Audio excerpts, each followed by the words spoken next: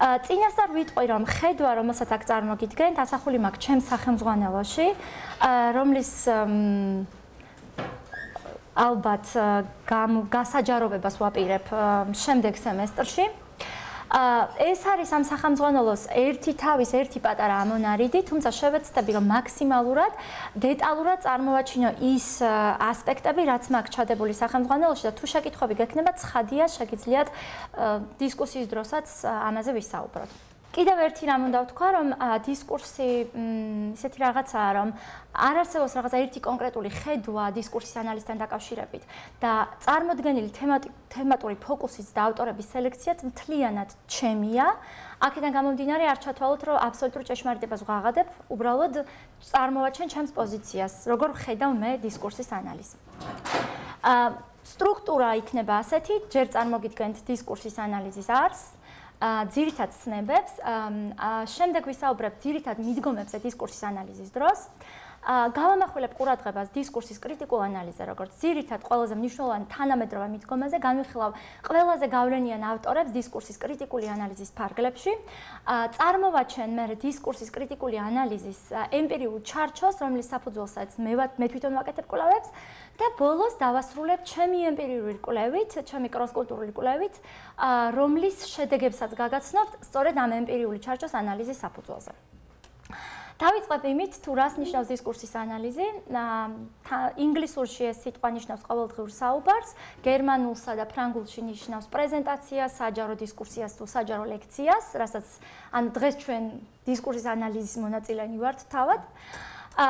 და გარკვეულწილად ეს ყველა მნიშვნელობა არის თავმოყრილი დისკურსის ანალიტიკოსის განმარტებაში, რომლისთვისაც დისკურსი, პოლგის სიტყვები რომ გამოვიყენოთ, არის ენაქმედებაში.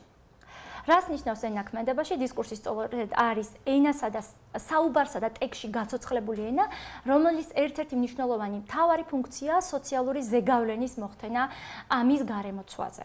დისკურსი როგორც ენაქმედებაში, როგორც გითხარით, პოლგის ტერმინი, ავტორი მიიჩნევს, რომ სწორედ მნიშვნელოვანია შევისწავლოთ ის სოციალური პრაქტიკები, რომელსაც დისკურსის ანალიზის დროს აქვს ადგილი და მათი გავლენა სოციალურ რეალობაზე. ამ მის მაგალითად მინდა მოვიყვანო, თუ რა გავლენას ახდენს გარკვეული დისკურსი მის გარემოცვაზე.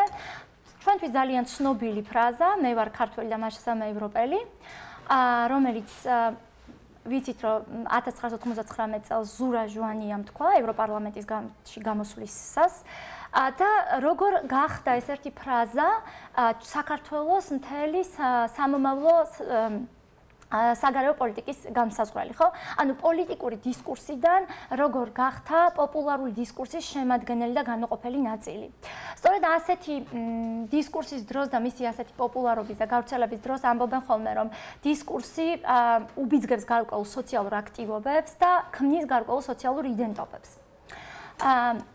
ამ ფრაზას ვერ დავუბრუნდეთ, საინტერესო იქნება დისკურსის ანალიტიკოსისთვის, თუ როგორ მოახდინა მსგავსმა დისკურსმა გავლენა, თქვა საქართველოს ევროკავშირთან ასოცირების ხელშეკრულების ხელმოწერაზე და როგორ გახდა ქართველების ერთ-ერთი თვითპრეზენტაციის განსაზღვრელი, როგორცაა ჩვენი ევროპული იდენტობის ხაზგასმა, რომელიც ძალიან მნიშვნელოვანია ხო ევროინტეგრაციის კონტექსტში. აქედან გამომდინარე შეგვიძლია ვთქვათ, რომ დისკურსი იძენს მნიშვნელობას მაშინ, როცა ის ყოველთვის ეხება ვინ და რას. ვინ არის სიტუაციური იდენტობა? ანუ რა ტიპის პიროვნება წარმოაჩენს ადამიანი თავს აქ და ახლა, ხოლო რა არის სიტუაციური აქტივობა, ანუ რა სახის ქმედებას ახორციელებს ადამიანი სასურველი ზემოქმედების მოსახდენად. სწორედ ეს სიტუაციური იდენტობა და სიტუაციური აქტივობა ენის გზით გადმოიცემა და ამიტომ დისკურსის ანალიტიკოსები თვლიან, რომ ენა ყოველთვის პოლიტიკურია, ანუ ძალაუფლების წყაროა და კავშირში აუცილებლად თანასწორობის და სამართლიანობის საკითხებთან. შესაბამისად, დისკურსის ანალიზი არის არა მარტო სამყაროს ხედვის, არამედ მისი შექმნის ინსტრუმენტი, შექმნის და ცვლილების ინსტრუმენტი. ანუ ამ დისკურსს შეუძლია, რომ კვლავ წარმოება მოახდინოს არსებული სოციალური რეალობისა, ან მის წინააღმდეგ წავიდეს, გააპროტესტოს და შეცვალოს ეს არსებული სოციალური რეალობა. დისკურსის ანალიზის თვითონ ტერმინს რაც შეეხება, მაგრამ მოკლედ ამის შესახებაც ვიტყვი. მისი ამ ტერმინის ავტორია ამერიკელი ლინგვისტი ზელიკ ჰარისი, რომელმაც 1952 წელს შემოგთავაზა ეს ტერმინი, ანუ საკმაოდ ახალი ტერმინია სოციალურ მეცნიერებებში. და ამ ტერმინით სურდა რომ აღეწერა მკვიდრი ამერიკული ენების სტრუქტურულ გრამატიკული ანალიზადმი მისი მიდგომა. თუმცა პოპულარობა მიუხედავად იმისა, რომ ის ამ ტერმინის ავტორია, თავად ზელიკ ჰარის არ შეუძენია ამ ტერმინისთვის, არამედ ეს იყო ჩვენთვის კარგად ცნობილი მიშელ ფუკო, რომელიც ნაშრომებიდანაც 1960-იანი 70-იანი წლებში გამოქვეყნებული ნაშრომებიდან გახდა ძალიან პოპულარული დისკურსის ანალიზი. კონკრეტულად მან საფუძველი ჩაუყარა დისკურსის ანალიზის ძალიან მნიშვნელოვან მიმართულებას. ეს არის დისკურსის კრიტიკული ანალიზი, რომელიც დღეს არის წამყვანი მიმართულება დისკურსის ანალიზისას. თავისთავად ტერმინი, კოლექტიური ტერმინი შეიძლება ითქვას დისკურსის ანალიზი, სხვა მიმართულებას აერთიანებს, რომელიც როგორც უკვე აღინიშნა, სხვა სოციალურ კონტექსტში არსებულ სოციალურ გავლენებს სწავლობს, რასაც ენა საუბრის თუ ტექსტის სახით გადმოცემული ახდენს. იქნება ეს ლინგვისტური, სოციოლინგვისტური, ეთნომეთოდოლოგიური, სოციოლოგიური და ფსიქოლოგიური მიდგომები და დღეს სწორედ ამ სხვა მიდგომაზე გავამახვილებ ყურადღებას. კიდევ ერთხელ გავიმეორებ, რომ ეს არის ჩემი ხედვა ამ მიდგომების და თემატური და ავტორების სელექციაც ჩემეულია შესაბამისად. დავიწყებ როგორც სოციოლოგი ცხადია ინტერაქციულ სოციოლოგიური მიდგომით. ამ მიდგომის ფუძემდებელია მიკროსოციოლოგიური თეორიების ორი ძალიან ცნობილი ავტორი, ორივე გაქვთ გავლილი აუცილებლად სოციალურ თეორიების კურსში. ეს არის ირვინ გოფმანი, რომელიც არის ფუძემდებელი ძალიან ბევრი მნიშვნელოვანი ნაშრომის ამ მიმართულებით, თვითონ არც კი ეჭვობდა რომ დისკურსის ანალიზში ამხელა წვლილს შეიტანდა, მაგრამ მიუხედავად ამისა ძირითადი ტერმინოლოგია ამ მიმართულებისა მოდის ირვინ გოფმანიდან და არანაკლებ მნიშვნელოვანი მეორე ავტორი არის ჰაროლდ გარფინკელი. ორი სიტყვით ვიტყვი ჰაროლდ გარფინკელზე, იმიტომ რომ ძირითადად ყურადღების განმახვილებას ვაპირებ ირვინ გოფმანზე და მის მიდგომაზე. ჰაროლდ გარფინკელის ეთნომეთოდოლოგია შეუძლებელი არ ვახსენოთ, რომელიც სწავლობს ყოველდღიურ საუბარს და ვიცით რომ ამ შემთხვევაში ის ყურადღებას ამახვილებს საუბრის ასე ვთქვათ დაუწერელ კონვენციებზე. ანუ რა ყოველდღიურ ინტერაქციას რა დაუწერელი კანონები მართავს, რომელსაც ჩვენ ვერ ვაცნობიერებთ და მათი გაცნობიერება ხდება მხოლოდ მაშინ და მას შემდეგ, რაც ისინი ირღვევა და გარკვეულ კოგნიტურ დისონანსს უქმნის ადამიანებს. როგორც გითხარით, მეორე და მნიშვნელოვანი ავტორი თავისი დრამატურგიული მიდგომით არის ირვინ გოფმანი. ირვინ გოფმანმა შეიძლება ითქვას, რომ მთელი ინტერაქციულ სოციოლოგიური და ნახეთ, სწორედ ინტერაქციული მიდგომა არის ძირითადი ტერმინი, რომელიც განსაზღვრავს ამ მიმართულებას და მოდის სწორედ ირვინ გოფმანიდან. ეს მიდგომა აერთიანებს ინტერაქციულ სოციოლოგიას, სოციოლინგვისტიკას და საუბრის ანალიზს. ამ შემთხვევაში ჩვენი ფოკუსია, როგორც დისკურსის ანალიტიკოსების, ადამიანებს შორის ინტერაქცია და აქ იგულისხმება როგორც ვერბალური, ისე არავერბალური ინტერაქცია. ძალიან მნიშვნელოვანია, რომ არავერბალური ინტერაქციაც უნდა წავიკითხოთ როგორც ტექსტი და ნიშანი და ეს მიმართულება სწავლობს სწორედ ამ ვერბალური და არავერბალური კომუნიკაციის გავლენას სოციალური რეალობის კონსტრუირებაზე. ამ შემთხვევაში გვაინტერესებს ყველაფერი, რაც სოციალურ ინტერაქციასთან არის დაკავშირებული, პირველ რიგში სოციალური კონტექსტი, რომელშიც ეს ინტერაქცია მიმდინარეობს და ინტერაქციის ჩარჩო მთელი და მისი დეტალები, როგორიც არის ინტერაქციის კომუნიკაციის გახსნა და დახურვა. ამ შემთხვევაში ვიყენებ ამ მიმართულების ტერმინოლოგიას, იმიტომ არის ბრჭყალებში ჩასმული. სხვა ტიპის წამოწდენები და მათი შესწორება, რასაც ირვინ გოფმანი, ვისაც უსწავლია და ორიგინალში წაუკითხავს, იცის რომ ამას ჰქვია repairs. კოდის გადართვა, აგრეთვე ტერმინი, რომელიც ირვინ გოფმანთან გახდა პოპულარული, თუმცა მისი არ არის, code switching, ინტერაქციის ჩარჩო, ფუთინგი და ასე შემდეგ. ან ძირითადი ტერმინოლოგია, როგორც დაგვყიდით, ირვინ გოფმანისგან მოდის. რა აინტერესებდა ამ შემთხვევაში გოფმანს? ვიცით რომ დრამატურგიული მიდგომის თანახმად ადამიანის სოციალური ინტერაქცია სხვადასხვანაირად მიმდინარეობს სხვადასხვა გარემოში. ერთი არის სცენა, მეორე არის კულისები, ხო? სცენური შესრულების მიზანია სოციალურ სასურველი შთაბეჭდების მოხდენა და კულისებში ადამიანები ემზადებიან ამ სცენური შესრულებისთვის, ანუ ამ სოციალურ სასურველი ზეგავლენის მოსახდენად. ამ შემთხვევაში ძალიან მნიშვნელოვანია ადამიანმა გაითვალისწინოს ჩარჩო, ანუ frame, როგორც გოფმანი უწოდებს, რომლის ფარგლებშიც მისი სოციალური ინტერაქცია უნდა წარიმართოს და რომლის ფარგლებშიც მას სასურველი მისი სოციალური როლი უნდა შეასრულოს. მნიშვნელოვანია ამ ჩარჩოში მოქმედება, იმიტომ რომ აუდიტორიაც მისგან ელის, რომ ის სწორედ ამ ჩარჩოში შეასრულებს ამ მის სოციალურ როლს. და თუ შემთხვევით მოხდა ჩარჩოდან ამოვარდნა, ანუ out of frame activity, როგორც გოფმანი ამას უწოდებს, მაშინ შემსრულებელი ცდილობს, რომ მომენტალურად შეუმჩნევლად აუდიტორიისთვის ისევ ამ ჩარჩოში დააბრუნოს მისი ქმედება. და რატომ ასე სწრაფად და შეუმჩნევლად? იმიტომ რომ ირვინ გოფმანის მიხედვით, ამ შემთხვევაში არა როლი, არამედ თვითონ იდენტობა განიცდის უხერხულობას. ჩარჩოში დაბრუნების ცდელობის გამოხატულება სწორედ ეს შესწორებები, ირვინ გოფმანის თქმით reappears, და მათი არ შემჩნევა ცხადია, რაც ინტერაქციული კომპეტენციის საბაზისო მახასიათებლებია, რომელსაც ადამიანები თავიანთ ყოველდღიურ ცხოვრებაში იძენენ. ინტერაქციული კომპეტენციის არანაკლებ მნიშვნელოვანი მახასიათებლებია იმის ცოდნა, თუ როგორ უნდა გავხსნათ და დავხუროთ საუბარი, ანუ როგორ დავიწყოთ და დავასრულოთ საუბარი, როგორ უნდა დავიცვათ რიგი საუბრის დროს, როგორ უნდა გამოვიყენოთ სხვადასხვა ინტერაქციული ტაქტიკა და აუცილებლად როგორ უნდა გავითვალისწინოთ ინტერაქციის ჩარჩო.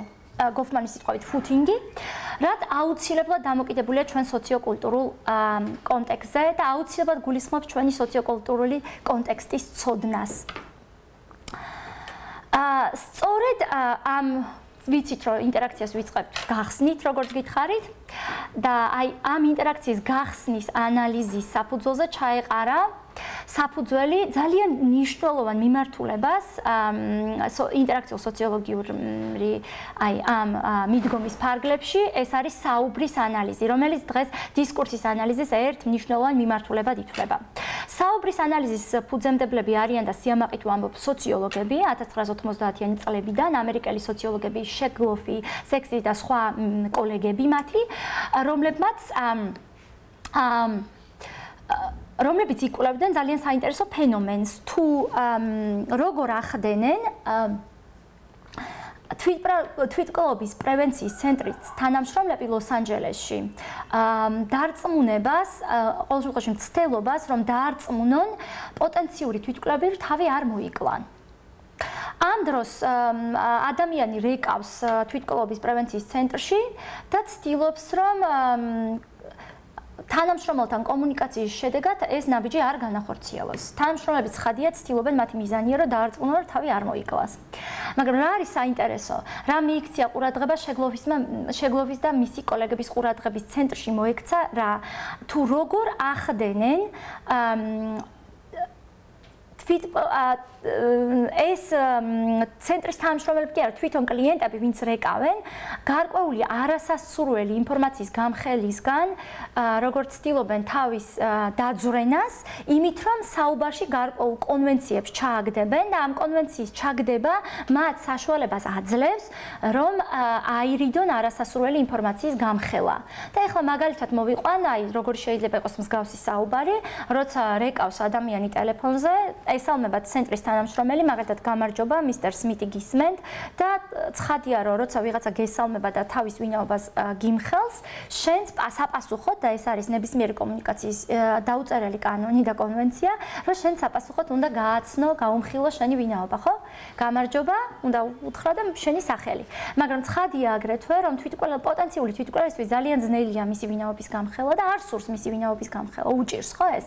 ამიტომ ყველანაირად შეეცდება, რომ საუბრის ეს კონვენცია ჩააგდოს და დაიძვრინოს თავისი ვინაობის გამხელისგან თავი. როგორ აკეთებს ეს ამას და შეგლოფმა და მისმა კოლეგებმა აღმოაჩინეს, რომ ყოველთვის როცა ეს რიგი უწევდა, რომ ადამიანს გაემხელა მისი ვინაობა, მუდმივად კლიენტები ერთი და იგივე სტრატეგიას მიმართავდნენ. სავარაუდოდ გაუცნობიერებლად, მაგრამ მაინც. რა თქვით, არ ისმის, ან ტელეფონი ახრიალდა და არ მესმის, რა თქვით, მისტერ სმიტიო? და ცხადია, რომ თვითმკვლელობის პრევენციის ცენტრის თანამშრომელი იმეორებდა მის სახელს, დიახ, მისტერ სმიტი და ამ კონვენციაზე ვერ გარჩერდებოდა, იმიტომ რომ ეს ინფორმაცია უკვე მიწოდებული ჰქონდა და აუცილებლად რიგის მიხედვით შემდეგ ახალ ინფორმაციაზე უნდა გადასულიყო. და ეს იყო რით შემიძლია დაგეხმაროთ.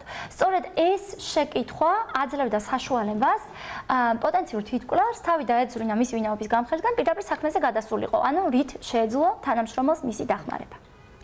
აღმოჩნდა, რომ ეს იმდენად გავრცელებული მოვლენა იყო, რომ ამის ყურადღების არ მიქცევა შეუძლებელი იყო. უფრო მეტიც, საუბრის გახსნის ამ კონვენციაზე ყურადღების გამახვილება უბიძგა ავტორებს, შეგვიძლია მის კოლეგებს, რომ საუბრის დახურვისთვისაც მიექციათ ყურადღება. და აქ ძალიან საინტერესო დეტალები აღმოჩნდა, კერძოდ რომ საუბრის დახურვასაც ასე ვთქვათ მართავს გარკვეული რიგითობა და გარკვეული ლოგიკური წყვილები. ეს არის კითხვა-პასუხის შემცველი ლოგიკური წყვილები, როგორც მაგალითად გამარჯობა, გაგიმარჯოს, ხო, შეთავაზება, საპასუხოდ ვთქვათ თანხმობა, ანუ არის თქმა, ნახვამდის, საპასუხო ნახვამდის, ხო? და ეს ამგვარი ლოგიკური წყვილების ცოდნა გვიჩვენებს, რომ მოსაუბრეს, ეს არის ნიშანი მოსაუბრესთვის, რომ ვიღაცას დასასრულისკენ მიყავს საუბარი და შენს მეორე მხარეს ადეკვატურად გესმის ეს სიგნალი და ასე ვთქვათ, თანხმობას გამოთქვა მის განზრახვაზე, რომ საუბარი დაასრულოს. არანაკლებ მნიშვნელოვანია ამ შემთხვევაში და აქ არ არის ამ სლაიდზე წარმოდგენილი, მაგრამ აუცილებლად უნდა ვახსენო code switching, ანუ კოდის გადართვა, რომელიც არის კიდევ ერთი ძალიან მნიშვნელოვანი კონვენცია საუბრისა და ხშირად გამოიყენება მაშინ, როცა თქვათ სურს საუბარი ფორმალური და არაფორმალურ გარემოში გადავიყვანოთ. მაგალითად, ყვები ლექციას ოფიციალური აკადემიური ენით და უცებ მომინდა გავიხუმრო და უფრო არაფორმალური სიტუაცია შევქმნა და მომენტალურად გადავდივარ მაგალითად ყოველდღიურ ჟარგონზე და ყვები რაღაც ანეკდოტს. ხშირად გამოიყენება სიტუაციის განსამუხტად. ძალიან ხშირად იყენებენ პოლიტიკოსები, განსაკუთრებით მაშინ, როცა თქვათ ცდილობენ აგრეთვე რაღაც გარკვეული ინფორმაციის გამხელისგან თავი დაიძვრინონ და მაშინ იწყება ხოლმე ეს რაღაც ხუმრობები, ხო, სხვადასხვა ტიპის. ანუ კოდის გადარცვაც, ესე იგი ინტერაქციული კონვენციის შემადგენელი ნაწილია და ამასაც ყოველდღიური პრაქტიკიდან ვიღებ და ცხადია, რომ კულტურულ კონტექსტზეა და ამ კულტურის ინტიმურობის ცოდნაზე დამოკიდებული აუცილებლად. ამიტომ შეიძლება ითქვას, რომ საუბრის ანალიზისას ჩვენ ზედმიწევნით უნდა ვიცოდეთ ინტერაქციის ჩარჩო და აუცილებლად კარგად უნდა შეგვიძლიათ კოდებს შორის ლავირება, რომ შესაბამის ეფექტს მივაღწიოთ საუბრისას. ამ მიდგომაზე აღარ გავამახვილებ ყურადღებას, ყოველთვის შეგიძლიათ შეკითხვები დამისვათ მოგვიანებით. გადავალ შემდეგ მიდგომაზე, იმიტომ რომ მოვასწრომ ყოველფრის თქმა. შემდგომი აგრეთვე როგორც მიდგომები მაგ დალაგებული, ესეც ჩემს პროფესიულ იდენტიფიკაციაზე მოწმობს გარკვეულწილად. პირველი იყო ინტერაქციულ სოციოლოგიური მიდგომა, მგონია რომ ჩემი ძალიან ახლო ნათესავი ანთროპოლოგია, შემდეგი მიდგომა იქნება, ამიტომ ლინგვისტურ ანთროპოლოგიური მიდგომა. ლინგვისტურ ანთროპოლოგიურ მიდგომას აინტერესებს დისკურსის ანალიზის დროს დისკურსის მიკრო და მაკრო სტრუქტურა. აინტერესებს ადგილის და დროის გარემოებების გამოყენება, ნაწილაკების გამოყენება, არტიკლების გამოყენება და ასე შემდეგ. რაში გვაინტერესებს ეს დეტალები, ეს გრამატიკული დეტალები, ასე ვთქვათ. ნახეთ, სათაურის გვეუბნება, რომ ლინგვისტიკაზე არის დიდი აქცენტი, თუმცა ის განუყოფელი ანთროპოლოგიისგან და რატო გვაინტერესებს? ლინგვისტურ ანთროპოლოგიური მიდგომის მიხედვით და ეს არის ძალიან მნიშვნელოვანი, გრამატიკა კი არ ქმნის დისკურსს, არამედ დისკურსი ქმნის გრამატიკას. სწორედ იმის ბრალია გრამატიკის ამგვარი გამოყენება, თუნდაც არტიკლების, თუნდაც ნაწილაკების და ასე შემდეგ, რომ მე ეს გზავნილი ამ ფორმით უნდა მოგაწოდოთ და ამ ფორმით უნდა მოვახდინოთ თქვენზე სოციალური ზეგავლენა. სწორედ ამიტომ ამ მიდგომის წარმომადგენლებს ჯერათ, რომ დისკურსი ქმნის გრამატიკას და არა პირიქით. ეს მიდგომაც აღიარებს, რომ დისკურსის გამოყენება აუცილებლად პერფორმატიული ხასიათისაა და უფრო მეტიც, რომ შეგვიძლიათ ვაკეთოთ საქმე სიტყვებით. ეს ხედვა მომდინარეობს ცნობილი ამერიკელი მკვლევრის ჯონ ოსტინის ნაშრომებიდან. ჯონ ოსტინს გამოაქვეყნა 1955 წელს წიგნი How to do things with words, ანუ როგორ ვაკეთოთ საქმე სიტყვებით. და ეს წიგნი ფაქტობრივად არის მისი ლექციების კურსი, რომელიც ჰარვარდის უნივერსიტეტის საუკეთესო ლექციების ციკლში არის შეყვანილი. ოსტინის თანახმად შეგვიძლია დისკურსი ენა გამოვიყენოთ იმისთვის, რომ რაღაც ვამტკიცოთ და რაღაც ვაკეთოთ. და როცა მე ვამბობ პირობას ვდებ, ამ შემთხვევაში მე კი არ ვამტკიცებ რამეს, არამედ ვაკეთებ. კერძოდ ვდებ პირობას. მისი თქმით, წინადადებები თავისთავად არც მართალია და არც მცდარი, არამედ მთავარია თუ როგორ ვიყენებთ მას. და სწორედ ეს გამოყენება ანიჭებს დისკურს პერფორმატიულ ფუნქციას. მაგალითად, როცა ვიღაც აცხადებს, რომ ის თანახმა, თქვათ, იქორწინოს ჯურის წერის დროს იქორწინოს ამ და ამ ადამიანზე, ამით ის მის განზრახვას კი არ გამოხატავს მხოლოდ, არამედ რეალურ ქმედებას ახდენს.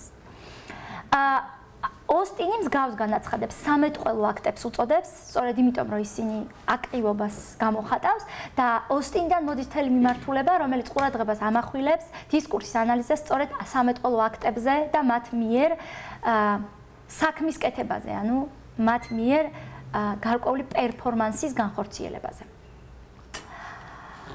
გადავრთოთ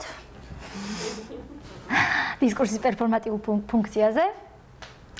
ძალიან მნიშვნელოვანია ამ მიდგომის ფარგლებში იმის გათვალისწინება და ამაზე ამახვილებენ ანთროპოლოგიური მიდგომის წარმოადგენლები ყურადღებას, თუ როგორ მონაწილეობს საუბარში სხვადასხვა როლები, რა ფუნქციებს ასრულებს სხვადასხვა აქტორი თავისი სხვადასხვა პერფორმატიული როლით და როგორ მნიშვნელოვანია ამ ყველა როლის ურთიერთმიმართების ცოდნა იმისთვის, რომ გავიგოთ რეალურად რა ტიპის დისკურსთან გვაქვს საქმე და როგორ ვაკეთებთ საქმე სიტყვებით. ამის თვალსაჩინო ნიმუშია და ერთ-ერთი ჩემი საყვარელი მაგალითი, რომელიც არაერთხელ მომიყვანია ჩემს ლექციებზე ნიმუშად და ახლაც უნდა გავიმეორო. ჯუდი ირვაინის კვლევა „ჩრდილოვანი საუბრები, მონაწილეთა როლების ბუნდოვანება“, სადაც ის აღწერს ვოლოფის ტომის შეურაცხყოფელ პოეზიას, რომელიც ქორწილის დროს სრულდება ვოლოფის ტომში. რას გულისხმობს ეს შეურაცხყოფილი პოეზია და რა მიზნით სრულდება ის მონაწილეების მიერ? ამ შემთხვევაში იმისათვის რომ გავიგოთ ამ შეურაცხყოფელი პოეზიის დანიშნულება, აუცილებელია რომ ვიცოდეთ მასში მონაწილე ადამიანების როლები, ფუნქცია და ამ როლების ურთიერთმიმართება ერთმანეთთან. ავტორი ორ ძირითად მხარეს გამოყოფს, ეს არის პოეზიის შემქმნელები და პოეზიის ადრესატები. რატომ მრავლობითში ვიყენებ ამ ტერმინს? იმიტომ რომ პოეზიის შექმნის მხარეს ის გამოყოფს სამ აქტორს, ისევე როგორც პოეზიის ადრესატის მხარეს ის გამოყოფს სამ აქტორს. პოეზიის შექმნის მხარეს ყავს სპონსორი. ამ შემთხვევაში სპონსორი არის ვოლოფის ტომის შემთხვევაში სპონსორის სახით გვევლინებიან სიძის წინაცოლები, რომლებიც შეურაცხყოფელ პოეზიას უკვეთენ ახალი პატარძლის და მისი ნათესაობის მისამართით, მაგრამ ისინი თავად არასოდეს არ დამცირდებიან იმ დონეზე, რომ შეასრულონ თვითონ ეს პოეზია. და ამ პოეზიას ყოველთვის ასრულებენ ამისთვის საგანგებო დაქირავებული ადამიანები, რომლებსაც არანაირი ინტერესი არ აქვთ, უბრალოდ გარდა იმისა, რომ მათ მატერიალური ინტერესია გადაუხადეს ფული, შეასრულებს პოეზიას. გარდა ამ ორი მხარისა, სპონსორისა და შემსრულებლისა, ყავს კიდევ არაიდენტიფიცირებადი ავტორი.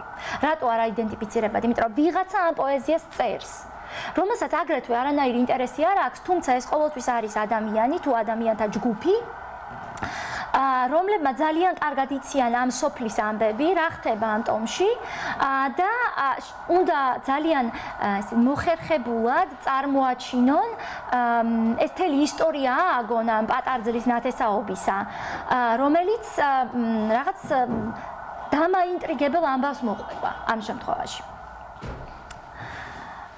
და საინტერესო იქნება აუდიტორისთვის, დამსწრეთათვის მოსასმენად.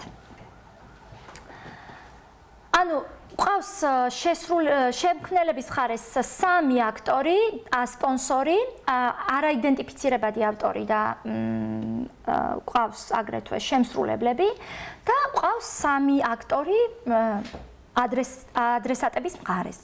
პირველი არის უშუალო ადრესატი და ცხადია, რომ უშუალო ადრესატი არის პატარძალი. თუმცა ის წარმოადგენს ადრესატს, მაგრამ არა სამიზნეს. სამიზნი ამ შემთხვევაში არიან ამ პატარძლის ნათესავები და რაც უფრო ცნობადი სახეები არიან, მით უკეთესი, იმიტომ რომ მით უფრო იმჭერმეტყველური გამოვა ეს პოეზია და მით უფრო საინტერესო იქნება ფართო საზოგადოებისთვის მისი მოსმენა. და რაც უფრო სკანდალურია მათთან დაკავშირებული ისტორიები, მით უკეთესად ითვლება შესრულების თვალსაზრისით, უფრო საინტერესო იქნება ფართო აუდიტორიისთვის. გარდა ადრესატისა და სამიზნეს ჯგუფისა, ყავს კიდევ აუდიტორია, რომელიც ფიზიკურად ესწრება ამ ქორწილს და ეს ისტორია უნდა მოისმინოს, ეს პოეზია უნდა მოისმინოს და უნდა გაიტანოს ამ ქორწილს მიღმა, ანუ მოუყვეს შემდგომ სოფელში არსებულ სხვა ადამიანებს თუ სხვა სოფლის მაცხოვრებლებსაც. ხო? ანუ თუ არ ვიცით ამ ყველა ურთიერთდაკავშირებული როლის შესახებ და როგორ არის ეს როლები შეჭიდული, ჩვენთვის ძალიან რთული იქნება იმის გაგება, თუ რა დანიშნულება აქვს ამ პოეზიას, რატო არის ამდენი მხარე ჩართული ამ პოეზიაში და საბოლოო ჯამში რა პერფორმატიული ფუნქცია შეიძლება ჰქონდეს ვოლოფის ტომის შეურაცხყოფელ პოეზიას. ნუ საბოლოო ჯამში ცხადია, რომ მიზანი ამ ყველაფრისა არის არსებული პატრიარქალური წყობის რეპროდუცირება და იმის ჩვენება იმთავითვე თუ სად არის ქალის ადგილი და ყველა მიცოდეს თავისი ადგილი, ეს გრძელვადიან პერსპექტივაში და რამდენი აქტორი არის ამისთვის ჩართული, რომ საბოლოო ჯამში ეს გზავნილი, ეს მარტივი გზავნილი ძალიან პოეტურად იყოს წარდგენილი აუდიტორიისთვის.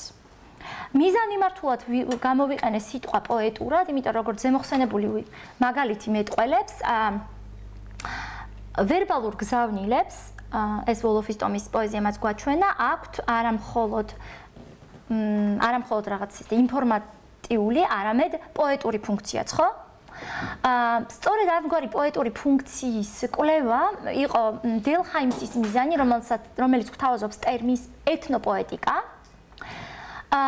და ეს ტერმინი შემოგთავაზა მკვიდრი ამერიკელების ფოლკლორული ნარატივების ანალიზის საფუძველზე, რომლის გზითაც მას აინტერესებდა რისი კვლევა. თუ პოეტური ფორმები, ამა თუ იმ გზავნილის პოეტური გამოყენება, რასაც ის ეთნოპოეტიკას უწოდებს, როგორ გვაძლევს წარმოდგენას თავად ამ ეთნიკური, კულტურული ჯგუფის სოციოკულტურულ მახასიათებლებზე. ანუ სხვანაირად რო ვთქვათ, გარკვეული კულტურული ერთობის მიერ ენის პოეტური გამოყენება კვლევით, ანუ ეთნოპოეტიკით, ჩვენ შეგვიძლია ძალიან მნიშვნელოვანი მახასიათებლები გავიგოთ კულტურულ სპეციფიკური ამ ჯგუფისა. აქაც აღარ გავჩერდები დიდხანს, იმიტომ რომ დიდი დრო დაიკავა ამაზე საუბარმა და გადავალ მესამე მიდგომაზე, რომელიც არის ტექსტის, ეგრეთ წოდებული ტექსტის და ტექსტურობის მიდგომა. ტექსტი და ტექსტურობის მიდგომა ძალიან მნიშვნელოვანი მიდგომაა თანამედროვე დისკურსის ანალიზისას. ამ მიდგომის თანახმად ტექსტი ნიშნავს ნებისმიერ დოკუმენტირებად ნარატივს, იქნება ეს წერილობითი ზეპილი თუ კულტურული ტექსტი, ხოლო ტექსტურობა არის ტექსტის ის მახასიათებლები, რომლებიც მის ლოგიკურ მთლიანობას უზრუნველყოფს. რა მახასიათებლებია ასეთი, ანუ რა ელემენტები არის ტექსტის პასუხისმგებელი მის ტექსტურობაზე. და აგერ ხედავთ მთელ რიგ მახასიათებლებს, ინგლისური სახელები მაქვს მიწერილი შეგნებულად, იმიტომ რომ საფუძველი ტექსტის აღები და მისთვის პრეფიქსის მიწერი ძალიან კარგად ხვდებით რაზეა საუბარი. პირველი და მნიშვნელოვანი, თუ რა გარემოში, სოციალურ გარემოში იქნება ტექსტი. ანუ როგორია მისი კონტექსტი, ხო? არანაკლებ მნიშვნელოვანია იმის ანალიზიც, თუ რით აიხსნება ამ ტექსტის შექმნა, რამ უბიძგა ამ ტექსტის შექმნას. ანუ pre-text, ხო? რა თანხლებ დისკურს გვთავაზობს ეს ტექსტი, co-text, რა საპასუხო ტექსტებს უბიძგებს მოცემული ტექსტი, ანუ post-text და ბოლოს, რის საფუძველზე შეგვიძლია ამ ტექსტის ინტერპრეტაცია, ანუ meta-text. ამ მიდგომის ფუძემდებლად შეგვიძლია მივიჩნიოთ ალბათ თამამად ფრანგი თანამედროვეობის ერთ-ერთი ყველაზე დიდი ფრანგი ფილოსოფოსი პოლ რიკო, რომელმაც შემოგთავაზა სწორედ იდეა, რომ წავიკითხოთ კულტურა როგორც ტექსტი და მას შემდეგ სულ ახალია, ასე ვთქვათ, 1991 წელს არის ეს იდეა შემოთავაზებული და ამ მიდგომის შემდეგ დისკურსის ანალიზში ერთ-ერთი ყველაზე პოპულარული და საერთოდ კულტურის ანალიტიკოსებმა ბისთვის არის ყველაზე პოპულარული სწორედ ტექსტის, როგორც კულტურის, როგორც ტექსტის განხილვა, რომლის წაკითხვაც შეიძლება. რო ავიღოთ თანამედროვე ავტორები და მათი ძალიან ახალი ნაშრომი, მაიკლ სილვერსტაინი და გრეგ ურბანი, რომლებიც განიხილავენ კულტურას ტექსტის სახით. და მიიჩნევენ, რომ ეს იდეა საშუალებას გვაძლევს, რომ არსებული სოციალური ქმედება მის კონტექსტში ჩავიჭიროთ, ამოვიღოთ ამ კონტექსტიდან და ასე ვიკვლიოთ მისი სტრუქტურა და შინაარსი. ისინი მიიჩნევენ, რომ საზოგადოებაში ცირკულირებადი ტექსტები ყოველთვის ამ საწყისი კონტექსტის ჩაჭერი და ამ კონტექსტიდან ამოღებით, ანუ ენ ტექსტუალიზაციით იქმნება. ენტექსტუალიზაციას აუცილებლად მოსდევს კულტურის ანალიტიკოსის მიერ შემდეგი შეკითხვების დასმა. თუ ეს ტექსტური ფრაგმენტი რა გზით არის დაკავშირებული მის კონტექსტთან, ანუ ტექსტის არაწაკითხვად გარემოსთან და თანმხლებ ტექსტთან, როგორც წეგან თქვი კოუტექსტთან, როცა კონტექსტი გაგებულია, როგორც წაკითხვადი. არანაკლებ მნიშვნელოვანია იმის ცოდნა, რომ რაღაცის ტექსტად ქცევა აუცილებლად გულისხმობს მისი თავდაპირველი დროით სივრცული კონტექსტიდან ამოღებას, ანუ დეკონტექსტუალიზებას და ახალ გარემოში ჩადებას და ახალი მნიშვნელობით მის გამოყენებას, ანუ მის რეკონტექსტუალიზებას. ეს ყველაფერი რაზე მიუთითებს, რომ ტექსტი არის მეტადისკურსული ფენომენი, რომელიც კულტურის წარმომადგენლებს გაზიარებული კულტურული ერთობისადმი კუთვნილების გზნობით უზრუნველყოფს და ამ გზით ქმნის იმგვარ იდენტობას, რასაც პოლ რიკო ნარატიულ იდენტობას უწოდებს. თუ შეკითხვები გაგვიჩნდება ამ საკითხთან დაკავშირებით, სიამონებ დიდი პასუხებით მოგვიანებით და გადავალ მეოთხე მიმართულებაზე, რომელსაც ქვია დისკურსის კრიტიკული ანალიზი, რომელიც როგორც მოგახსენეთ, დღეს თანამედროვე ვითარებაში არის ყველაზე პოპულარული, ყველაზე გავლენიანი მიდგომა დისკურსის ანალიზში. დისკურსის კრიტიკული ანალიზის საკვანძო ცნება არის ძალაუფლება, როგორც კონტროლის მექანიზმი და მას აინტერესებს პროცესი თუ ორმხრივია ეს პროცესი. როგორ ხდება ძალაუფლების ასახვა, კვლავწარმოება და მისი წინააღმდეგობის გაწევა ტექსტის და საუბრის გზით.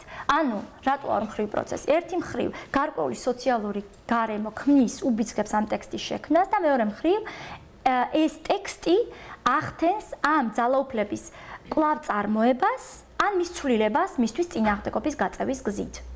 აქედან გამომდინარე, დისკურსის კრიტიკული ანალიზი ვერასოდეს ვერ იქნება ნეიტრალური და მას ყოველთვის გამოკვეთილი აქტივისტური პოზიცია უკავია. დისკურსის კრიტიკულ ანალიზს აქვს ორი საფუძვლომდებარე პოსტულატი, რომელსაც მე მგონი ხედავთ ეკრანზე კი. ერთი, რომ სხვადასხვა ტიპის დისკურსიად მიწვდომა იქნება ეს სამეცნიერო, რა ვიცი, მედიის, პოლიტიკური თუ სხვა, ყოველთვის ძალაუფლების წყაროა. და მეორე, რომ სხვების გონების, იქნება ეს მათი ცოდნა თუ განწყობები კონტროლით, ადამიანი ახდენს მათი ქცევების კონტროლს და შესაბამისად, ვისაც აქვს წოდომა სხვების გონების და ქცევების კონტროლზე, მას შესაძლებლობაც აქვს, ანუ რაც უფრო მეტი წოდომა გაქვს, მეტად აკონტროლო ამ ადამიანების იდენტობებით საბოლოო ჯამში. ამდენად, ამ მიდგომის მიხედვით ძალაუფლებრივი ურთიერთობები ყოველთვის დისკურსულია, დისკურსი კი საზოგადოების და კულტურის კონსტრუირების მექანიზმია. და ეს ძალიან თვალსაჩინოდ აისახება ყველა მისი დისკურსის კრიტიკული ანალიზის წარმომადგენლის შეხედულებებში, რომელთაგან მე მხოლოდ რამდენიმეს წარმოგიდგენთ, ჩემი აზრით ყველაზე მნიშვნელოვანს გავიმეორებ, რომ ამ წუთას იძულებული ვიყავი ავტორები, მრავალი ავტორიდან ამომეკრიბა ჩემთვის ყველაზე საყვარელი ავტორები და თემატური ფოკუსის და ავტორებით სელექციაც ჩემეულია ამ შემთხვევაში და არ ასახავს რაღაც არსებულ ფიქსირებულ კლასიფიკაციას. დავიწყებ ცხადია მიშელ ფუკოთი, იმიტომ რომ ის არის სწორედ დისკურსის კრიტიკული ანალიზის ფუძემდებელი. მიშელ ფუკოს თანახმად დისკურსი იმ ობიექტების ფორმირებას ახდენს, რომელზეც საუბრობს, ამიტომ ის ყოველთვის პოლიტიკურია. და დისკურსი ანალიზის ნიმუშად ფუკოს სექსუალობის დისკურსი მოყავს. ნიშნულოვანია მისი მრავალტომეული, ხო, სექსუალობის ისტორია, სადაც ამაზე საუბრობს და ახლა შევეცდები, რომ ეს მრავალტომეული რამდენიმე სიტყვით შევაჯამო და მისი ძირითადი გზავნილი გადმოვცე. ფუკოს მიხედვით სექსუალობა არ არის ჩვენი შინაგანი ფიქსირებული მდგომარეობა, არამედ საზოგადოების მიერ თავსმოხვეული კონსტრუქტია. იმიტომ რომ საზოგადოება ყოველთვის გვთავაზობს სასურველი სექსუალური ქცევის რაღაც ნარატივებს და ეს ნარატივები ყოველთვის არის დაკავშირებული აი ოჯახურ სტრუქტურასთან, დემოგრაფიასთან, რა ვიცი, ფსიქიატრიასთან, კარგ მმართველობასთან და ჩვენ ვცდილობთ რომ ყოველთვის ვაკონტროლოთ, ამიტომ ამ დისკურსის ფარგლებშიც, ამ ჩარჩოს ფარგლებშიც ჩვენი და სხვების სექსუალობა და აქედან გამომდინარეა სწორედ რომ სექსუალობა არის სოციალური კონსტრუქტი და არა ფიქსირებული მდგომარეობა. ფუკო გვეუბნება, რომ ვინც აკონტროლებს თუ რაზე შეიძლება საუბარი, აგრეთვე აკონტროლებს თუ რა შეიძლება ვიცოდეთ. ვინც აკონტროლებს რა შეიძლება ვიცოდეთ, აქვს კონტროლი იმაზე თუ რა შეიძლება ვიფიქროთ. და აქედან გამომდინარე რას წარმოვადგენთ და ისევ მივიდივართ სოციალური იდენტობების საკითხამდე. ანუ თუ აქვს ვიღაცას კონტროლი ჩვენს საუბარსა და ქცევაზე, შესაბამისად მას აქვს კონტროლი ჩვენს იდენტობებზეც. ამას აღწერს სწორედ სექსუალობის დისკურსის განხილვისას. ანუ ეს ყველაფერი სექსუალობის დისკურსზე რომ გადავიტანოთ, ძალაუფლებაში მყოფნი აკონტროლებენ თუ ვის აქვს უფლება ისაუბროს სექსუალობაზე რა ფორმით. ამ გზით ისინი ცდილობენ საზოგადოების წევრების სექსუალური ცოდნის კონტროლსაც.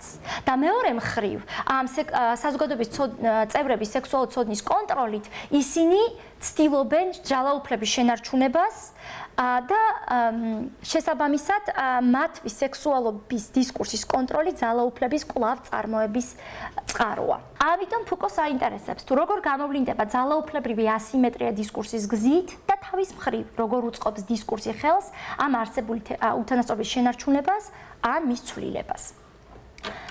შემდეგი მნიშვნელოვანი მიმართულება, რომელიც ფაქტობრივად ფუკოს გავლენით შეიქმნა და ერთ-ერთი ჩემი საყვარელი მიმართულება დისკურსის ანალიზში, ეს არის ფემინისტური პოსტსტრუქტურალისტური დისკურსის ანალიზი. ამ მიმართულებას აინტერესებს და სათაურიდან გამომდინარეც მიხვდებით, თუ როგორ ხდება დისკურსით გენდერის მოცემულ სოციალურ კონტექსტში გენდერის კვლავ წარმოება ან გარდაქმნა.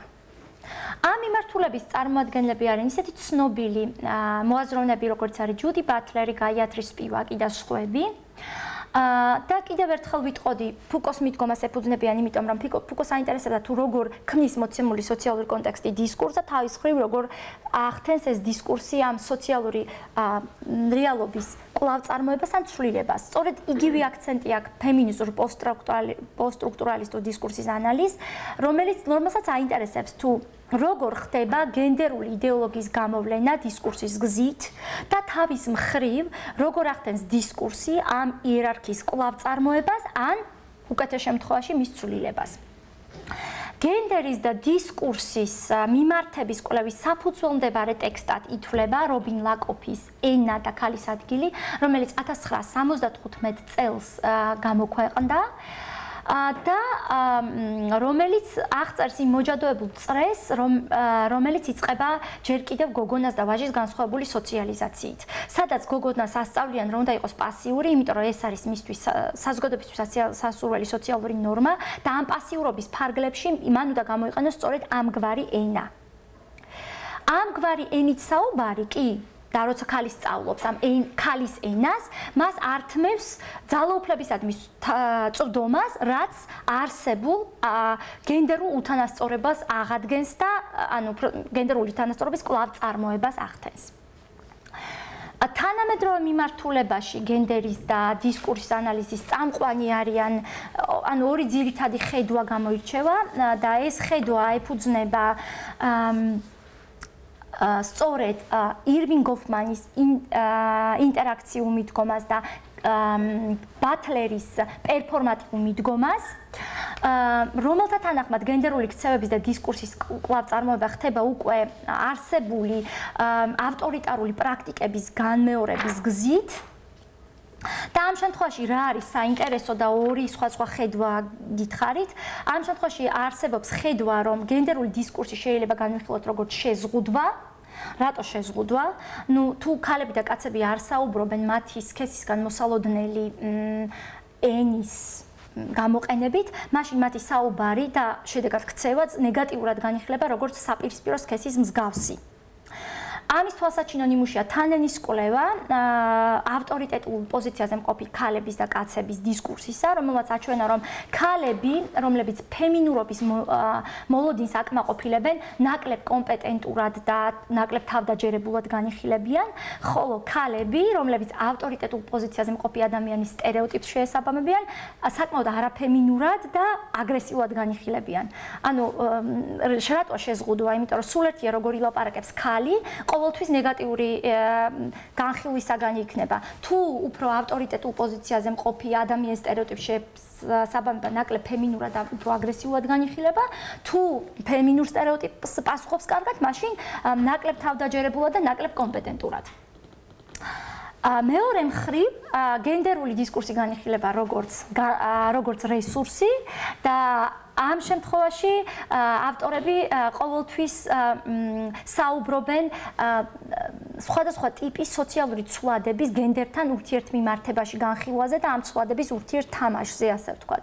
იმიტომ რომ გენდერი არ არსებობს სხვა სოციალურ მახასიათებლებისგან იზოლირებულად, იქნება ეს კლასი, სოციალური კლასი, განათლება, რასა თუ ასე შემდეგ და ამ სხვადასხვა ცვლადის ურთიერთმიმართების საფუძველზე ინდივიდები ქმნიან ფემინურობის და მასკულინობის არაერთ და ხშირად ურთიერთსაწინააღმდეგო ვერსიას, რომლის საფუძველზეც შეუძლიათ არა მხოლოდ არსებული დისკურსის კვლავ წარმოება, არამედ მისთვის წინააღმდეგობის გაწევაც და ამ გზით მისი ცვლილებაც. გადავალ მომდევნო მიდგომაზე ბევრი აქაც სათქმელი, მაგრამ უბრალოდ დრო არ ითმეს და შემდგომი მიდგომა ეკუთვნის ჩემ ერთ-ერთ ყველა საყვარელ ავტორს, რუთ ვოდაკს, დისკურსული ისტორიული მიდგომა.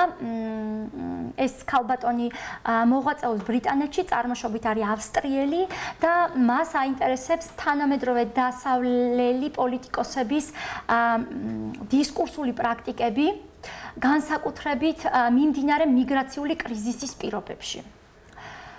რუთ ვოდაკიც ხშირად გამეორდა ირვინ გოფმანი და კიდე ერთხელ უნდა ვახსენო, რუთ ვოდაკიც ირვინ გოფმანის ინტერაქციულ მიდგომას ეფუძნება, კერძოდ მას აინტერესებს პოლიტიკური სცენა და პოლიტიკური კულისები. თუ როგორ ხდება პოლიტიკოსების მიერ მათი დისკურსის წარმოდგენა დადგმა სცენაზე და რა ხდება პოლიტიკურ კულისებში. ცხადია, რომ პოლიტიკური კულისები ჩვენთვის არ არის ხელმისაწვდომი და აქედან გამომდინარე მაქსიმალურად უნდა შეეცადოს ანალიტიკოსი, რომ ირიბად შეძლოს ჩაწვდეს იმას, თუ რა ხდება პოლიტიკურ კულისებში. ამისთვის რუთ ვოდაკი ორ საკვანძო ცნებას გვთავაზობს, ეს არის ინტერტექსტურობა და რეკონტექსტუალიზაცია. რას გულისხმობს ინტერტექსტურობა? ეს არის წარსულის თუ აწყოს სხვა ტექსტის ერთმანეთთან კავშირში გამოყენება და ანალიზი. მაგალითად, რაიმე პოლიტიკური გზავნილის თუ ტექსტის ხშირი გამეორება სხვა ტექსტებში, ან სისტემატური აპელირება სხვადასხვა პოლიტიკურ საკითხებსა თუ აქტორებზე. რაც შეეხება რეკონტექსტუალიზაციას, ეს ხდება გარკვეული ტექსტის და გეხსოვებათ წინა ტექსტი და ტექსტურობის მიდგომიდანაც ამოღება მისი ძირითადი კონტექსტიდან სხვა კონტექსტში ჩასმა და ამ მოწყვეტით სულ სხვა მნიშვნელობით გამოყენება, რაც ხშირად პოლიტიკოსების მიერ მანიპულაციის წყაროდ გამოიყენება ხოლმე. ამოგლეჯილი ტექსტი რაღაცა კონტექსტიდან სხვა კონტექსტში ჩასმა და სრულიად სხვა მნიშვნელობით გამოყენება, რომელიც ძალიან მოსახერხებელი და ამ წუთას მომგებიანი იქნება პოლიტიკოსისთვის. ჯუდი რუთ ვოდაკი უკაცრავად მთელ რიგ მაგალითებს გვთავაზობს ამისთვის და სხვათა შორის ერთ-ერთი მისთვის ძალიან საინტერესო სტრატეგია ამ შემთხვევაში არის ასეთი ლინგვისტური სტრატეგია ტოპოსი. რა არის ტოპოსი? ის აქცენტს ამახვილებს იმაზე, თუ დამაჯერებელი არგუმენტების არ ქონის შემთხვევაში, როგორც ცდილობენ პოლიტიკოსები თავისი არგუმენტების მაქსიმალურად თავს მოხვევა საზოგადოებისთვის და მათი დამაჯერებლობის ჩვენებას. ამ შემთხვევაში შეიძლება იყოს პოლიტიკოსი ახდენს აპელირებას ყოველდღიურ ცოდნაზე, მაგალითად ეს ხომ ყველა მიცის, ეს ხომ ისედაც ცხადია, ყოველგვარი არგუმენტის მოყვანის გარეშე. ან ხდება ოპონენტზე აი ისევ დამაჯერებელი არგუმენტის არ ქონის შემთხვევაში საკუთარ პოზიციას რო ვერ იცავ, ოპონენტზე ხდება ვერბალური თავდასხმა და ამით ყურადღების გადატანა შენი არგუმენტიდან სხვის მაგალითად ნეგატიურ მხარეზე და ეგრევე ოპონენტის რაღაცა ხარვეზებზე ყურადღების გამახვილება. ამისი ერთ-ერთი თვალსაჩინო მაგალითი არის და მე ამის დრო ახლა არ მაქვს, მაგრამ მოკლედ ვიტყვი რუთ ვოდაკის ნაშრომზე, ერთ-ერთი ბოლო და გავლენიანი ნაშრომი შიშის პოლიტიკა, The Politics of Fear, რომელშიც ის აღწერს თუ სწორედ თანამედროვე დასავლელი პოლიტიკოსები როგორ იყენებენ ეგრეთ წოდებულ დაშინების რიტორიკულ სტრატეგიას, რათა მოსახლეობის უკმაყოფილება მათგან გადავიდეს, თქვათ, სხვა აქტორებზე, რომლებიც შეიძლება კარგად გამოდგნენ განტევების ვაცებად. ამ შემთხვევაში და დღევანდელი მიგრაციის კრიზისის პირობებში ასეთი განტევების ვაცები ხშირად ხდებიან ხოლმე მიგრანტები.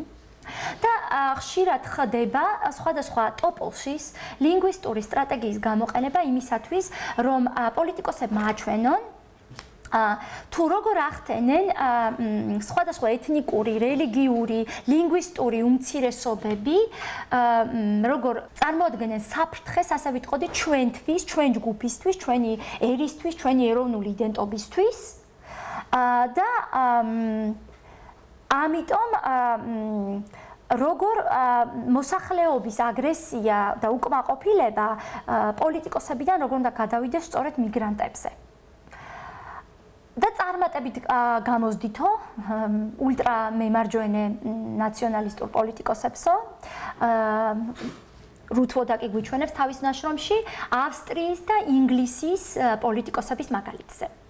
ამაზე საუბრის დრო მე სამწუხაროდ არ მაქვს, მაგრამ თქვენ შეგიძლიათ გაეცნოთ სამომავლოდ რუთვოდაკის ამ ძალიან საინტერესო ნაშრომს და თემას გავაგრძელებ ამ საკითხთან მჭიდროდ დაკავშირებული თემით. ეს არის თოინ ვანდიკი, ეს არის ჰოლანდიელი თანამედროვე მკვლევარი თოინ ვანდიკის პოლიტიკური დისკურსული ანალიზი, სოციოპოლიტიკური დისკურსული ანალიზი. განავრცობს ამ თემას, რომელიც რუთვოდაკისთვისაც ძირითადი ფოკუსია და მისი ორი საკვანძო ცნება არის იდეოლოგია და манипуляция. манипуляციას ის განიხილავს როგორც არალეგიტიმურ ძალაუფლების ფორმატს, რომელიც სოციალურ თანასწორობას განამტკიცებს. კოგნიტურ დონეზე манипуляция აზროვნების კონტროლს გულისხმობს, ხოლო დისკურსულ დონეზე სხვადასხვა ტიპის იდეოლოგიური დისკურსის ფორმასა და ფორმატს. და თოინ ვანდიკის ძალიან მნიშვნელოვანი დამსახურება ამ მხრივ არის ამ მოდელის შემოთავაზება, რომლის ფარგლებშიც სწორედ ეს სხვადასხვა იდეოლოგიური დისკურსი შეგვიძლია განვიხილოთ და გვთავაზობს მოდელს, სადაც გამოყოფს შემდეგ ელემენტებს, რომლის საფუძველზეც ძალიან მნიშვნელოვანია სწორედ იდეოლოგიური დისკურსი და მისით манипуლირების განხილვა. რა ელემენტებს შეიცავს ეს მოდელი? პირველი თემები რა არის თემები? ეს ძირითადი საკითხებია, რომელზეც ვცდილობ მიზანმიმართულად ყურადღების გამახვილებას ან მიზანმიმართულად მიჩქმავას. თოინ ვანდიკი ამბობს და ისევ მიგრანტების თემა რო ავიღოთ, რომ თემები გვიჩვენებს, რომ ნეგატიური თემები ყოველთვის მათ, ნეგატიური საკითხები მათ, ანუ მიგრანტებს ეხება და პოზიტიური ყოველთვის ჩვენში და ჯგუფის წევრებს. არგუმენტები თემების გამსხვილებას გულისხმობს და ამ შემთხვევაში ყოველთვის აქვს პოლიტიკოს ულტრამემარჯვენე პოლიტიკოს ამ დაშინების პოლიტიკის ფარგლებში ისევ რუთვოდაკის ტერმინი რო გამოვიყენოთ. არგუმენტი, რომ აი მიგრანტები მოდიან და კრიმინალური მდგომარეობა უარესდება. და აი შეხედეთ მაგალითად სტატისტიკას, როგორ გაუარესდა კრიმინალური მდგომარეობა, თუმცა აქ არასოდეს არ იქნება პირდაპირი კაუზალური კავშირი ნაჩვენები ცხადია მიგრანტების შემოსვლას და ვერც დაადგენ და კრიმინალური დონის გაუარესება შორის, მაგრამ ყოველთვის იქნება სხვადასხვა არგუმენტით манипуლირება იმისათვის, რომ არჩევნო ყველა უბედურების წყარო სწორედ მიგრანტები არიან. მოდალობა არის ძალიან მნიშვნელოვანი ამ შემთხვევაში. მოდალობა გულისხმობს ფაქტებით манипуლირებას, იმიტომ რომ ფაქტები შეგვიძლია წარმოაჩინოთ როგორც შესაძლო, სასურველი ან აუცილებელი.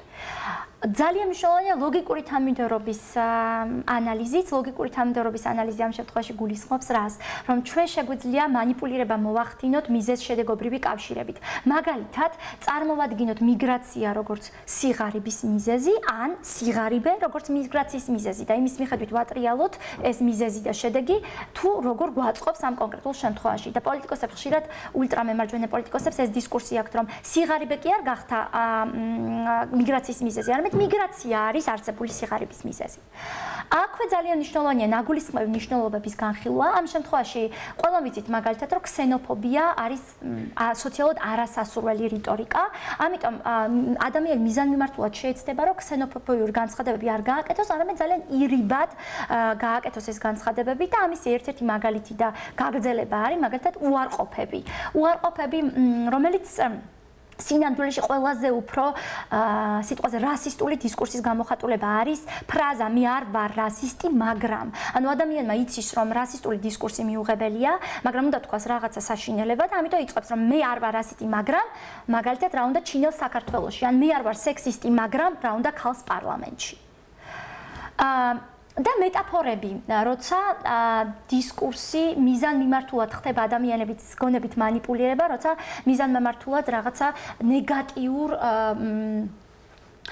ასოციაციების გამოწვევა გვინდა ამ ადამიანებში, მაგალითად, მიგრანტების ტალღების შემოდინება. ტალღა ყოველთვის ასოცირდება დიდი რაოდენობის წყალთან და ის, რომ მიგრანტების ტალღა შემოედინა და წაგვლეკა, ავტომატურად უნდა იწვევდეს განწყობას, რომ რაღაც ძალიან ბევრი მიგრანტი, საში რაოდენობით მიგრანტი შემოდის და უნდა წაგვლეკონ, ასე ვთქვათ, ხო?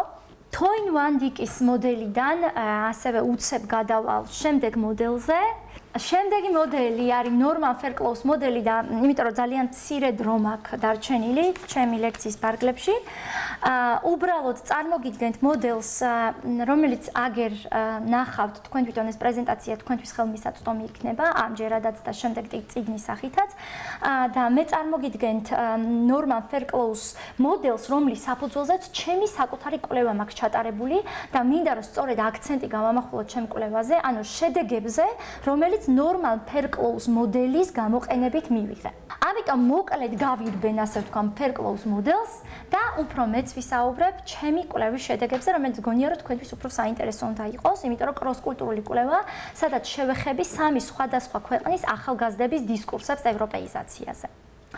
რაც შეეხება ნორმან ფერკლოუს მოდელს, რომლის საფუძველზეც რომელიც გამოვიყენე ჩემი კვლევისთვის. აქ სამი ძირითადი ელემენტი არის დისკურსის ანალიზისა. პირველი არის უფრო ზედაპირული ელემენტი, ეს არის ტექსტის აღწერა. ტექსტის აღწერისთვის ნორმან ფერკლოუ იყენებს სამ ასპექტს ტექსტის, ეს არის ლექსიკა, გრამატიკა და ტექსტური სტრუქტურები. მეორე და მნიშვნელოვანი ელემენტი, რომელიც აუცილებლად უნდა განვიხილოთ დისკურსის ანალიზისას, დისკურსის კრიტიკული ანალიზისას, ეს არის ტექსტსა და სოციალური ინტერაქციას შორის ურთიერთმიმართების ინტერპრეტაცია.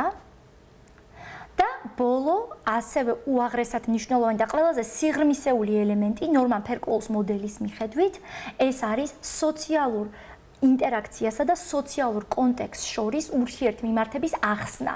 ანუ ვიწყებ ტექსტის აღწერით, გადავდივართ შემდეგ სოციალურ ინტერაქციისა და ტექსტის ურთიერთმიმართების ინტერპრეტაციაზე და ვასრულებთ სოციალურ ინტერაქციასა და სოციალურ კონტექსტს შორის ურთიერთმიმართების ახსნით. ვიწყებთ პირველი ელემენტით, რაც არის ტექსტის აღწერა და როგორც გითხარით, მისი პირველი შემადგენელი ელემენტი არის ლექსიკა. როგორც ხედავთ ეკრანზე, 4 ძირითადი შეკითხვისგან შედგება, რომელსაც მე აქ უბრალოდ ძირითად შეკითხვებს ვიტყვი და ქვე შეკითხვებს აღარ მივყვები, აღარ განვიხილავ, თუმცა ჩემი ანალიზისას ცხადია, ყველა შეკითხვას დეტალურად მივყევი. რა ძირითადი 4 შეკითხვა არის ლექსიკის ანალიზის დონეზე? პირველი, თუ რა გამოცდილებას ეფუძნება სიტყვები და ამ შემთხვევაში იგულისხმება ტექსტის შემქმნელის ცოდნა და რწმენები. შემდეგ, თუ რა მიმართებითი ღირებულება არსებობს სიტყვებს შორის და აქ იგულისხმება სოციალური ურთიერთობები, რომლებიც დისკურსის გზით ვლინდება. შემდეგი ელემენტი შეკითხვაა თუ რა ექსპრესიული ღირებულება აქვს სიტყვებს და აქ იგულისხმება ტექსტის შემქმნელის მიერ რეალობის შეფასება, რომელიც სოციალურ იდენტობებზე გვაძლევს წარმოდგენას და ბოლოს რა მეტაფორებია გამოყენებული. მე მესმის, რომ ძალიან რთულია ახლა ამის ზედმიწევნით გაგება, ამიტომ მინდა შემოგთავაზოს პრაქტიკული მაგალითი, რომელიც აი ამ შეკითხვების ანალიზს და შემდგომ ახსნას ეფუძნება. შემდეგი დონე არის გრამატიკის დონე. აქ განვიხილავთ თუ რა გამოცდილებას ეფუძნება გრამატიკული სტრუქტურები, თუ რა მიმართებითი ღირებულება აქვს გრამატიკულ სტრუქტურებს, თუ რა ექსპრესიული ღირებულება აქვს გრამატიკულ სტრუქტურებს და თუ ბოლოს თუ რა გზითაა წინადადებები ერთმანეთთან დაკავშირებული და ხედავთ მთელ რიგ ქვე შეკითხვებს, რომლებიც აუცილებლად უნდა განვიხილოთ ამ ანალიზის პროცესში. და ბოლოს აგრეთვე ძალიან მნიშვნელოვანი, უფრო სიღრმისეული დონე ტექსტის ანალიზისა, ეს არის ტექსტური სტრუქტურები. ამ შემთხვევაში გვაქვს 2 შეკითხვა, თუ რა ინტერაქციული კონვენციები გამოიყენება ტექსტში და ბოლოს რა ფართო მასშტაბურ სტრუქტურებზე მიუთითებს ტექსტი. აქ უფრო ფართო მოდელებზე ხდება აპელირება, თუ რა უბიძგა ამ ტექსტის შექმნას და რა მოსაოდნელი შედეგები მოსდევს ამ ტექსტს. როგორც გითხარით, ტექსტის ანალიზის პირველი დონე იყო ტექსტის აღწერის დონე, მხოლოდ აღწერა განვიხილეთ და წარმოიდგინეთ აღწერის დროსაც რამდენი და როგორი მნიშვნელოვანი შეკითხვებზე პასუხის გაცემა გვიწევს. გადავდივართ შემდეგ დონეზე, ეს არის ინტერპრეტაციის დონე, რომელიც გულისხმობს ტექსტსა და სოციალურ ინტერაქციას შორის ურთიერთკავშირის ინტერპრეტაციას და ამ შემთხვევაში ინტერპრეტაცია გვაქვს როგორც კონტექსტისა, ისე ტექსტისა. კონტექსტის ინტერპრეტაცია გულისხმობს ორი ტიპის ანალიზს. ეს არის სიტუაციური ანალიზი. სიტუაციური ანალიზი, ანუ იმ ინსტიტუციური თუ სოციალური კონტექსტის ანალიზი, რომელშიც აქტივობას აქვს ადგილი, ვინ არის ამ აქტივობის მონაწილე აქტორები, რა სახის დისკურსი იყენებენ, როგორც ცდილობენ ამ დისკურსის თემაზე გავლენის მოხდენას და ასე შემდეგ. და ინტერთექსტური ანალიზი, ანუ განიხილავს ტექსტის წარმოშობას, მის ისტორიას, თუ რა იყო ამ ტექსტის შექმნის საფუძველმდებარე პირობები და დაშვებები. შემდეგი, როგორც გითხარით, არის ტექსტის ინტერპრეტაცია, რომელიც 4 ძირითად ესე მიწევს გარბენა ამ ყველაფრის, 4 ძირითად ასპექტს გულისხმობს. აქ არის განაცხადის ფორმა, სადაც გრამატიკის, ლექსიკის, ფონოლოგიის უფრო დეტალური ანალიზი ხდება სწორედ სოციალური ინტერაქციის, როგორც ვერბალურის, ისე არავერბალურის კონტექსტში.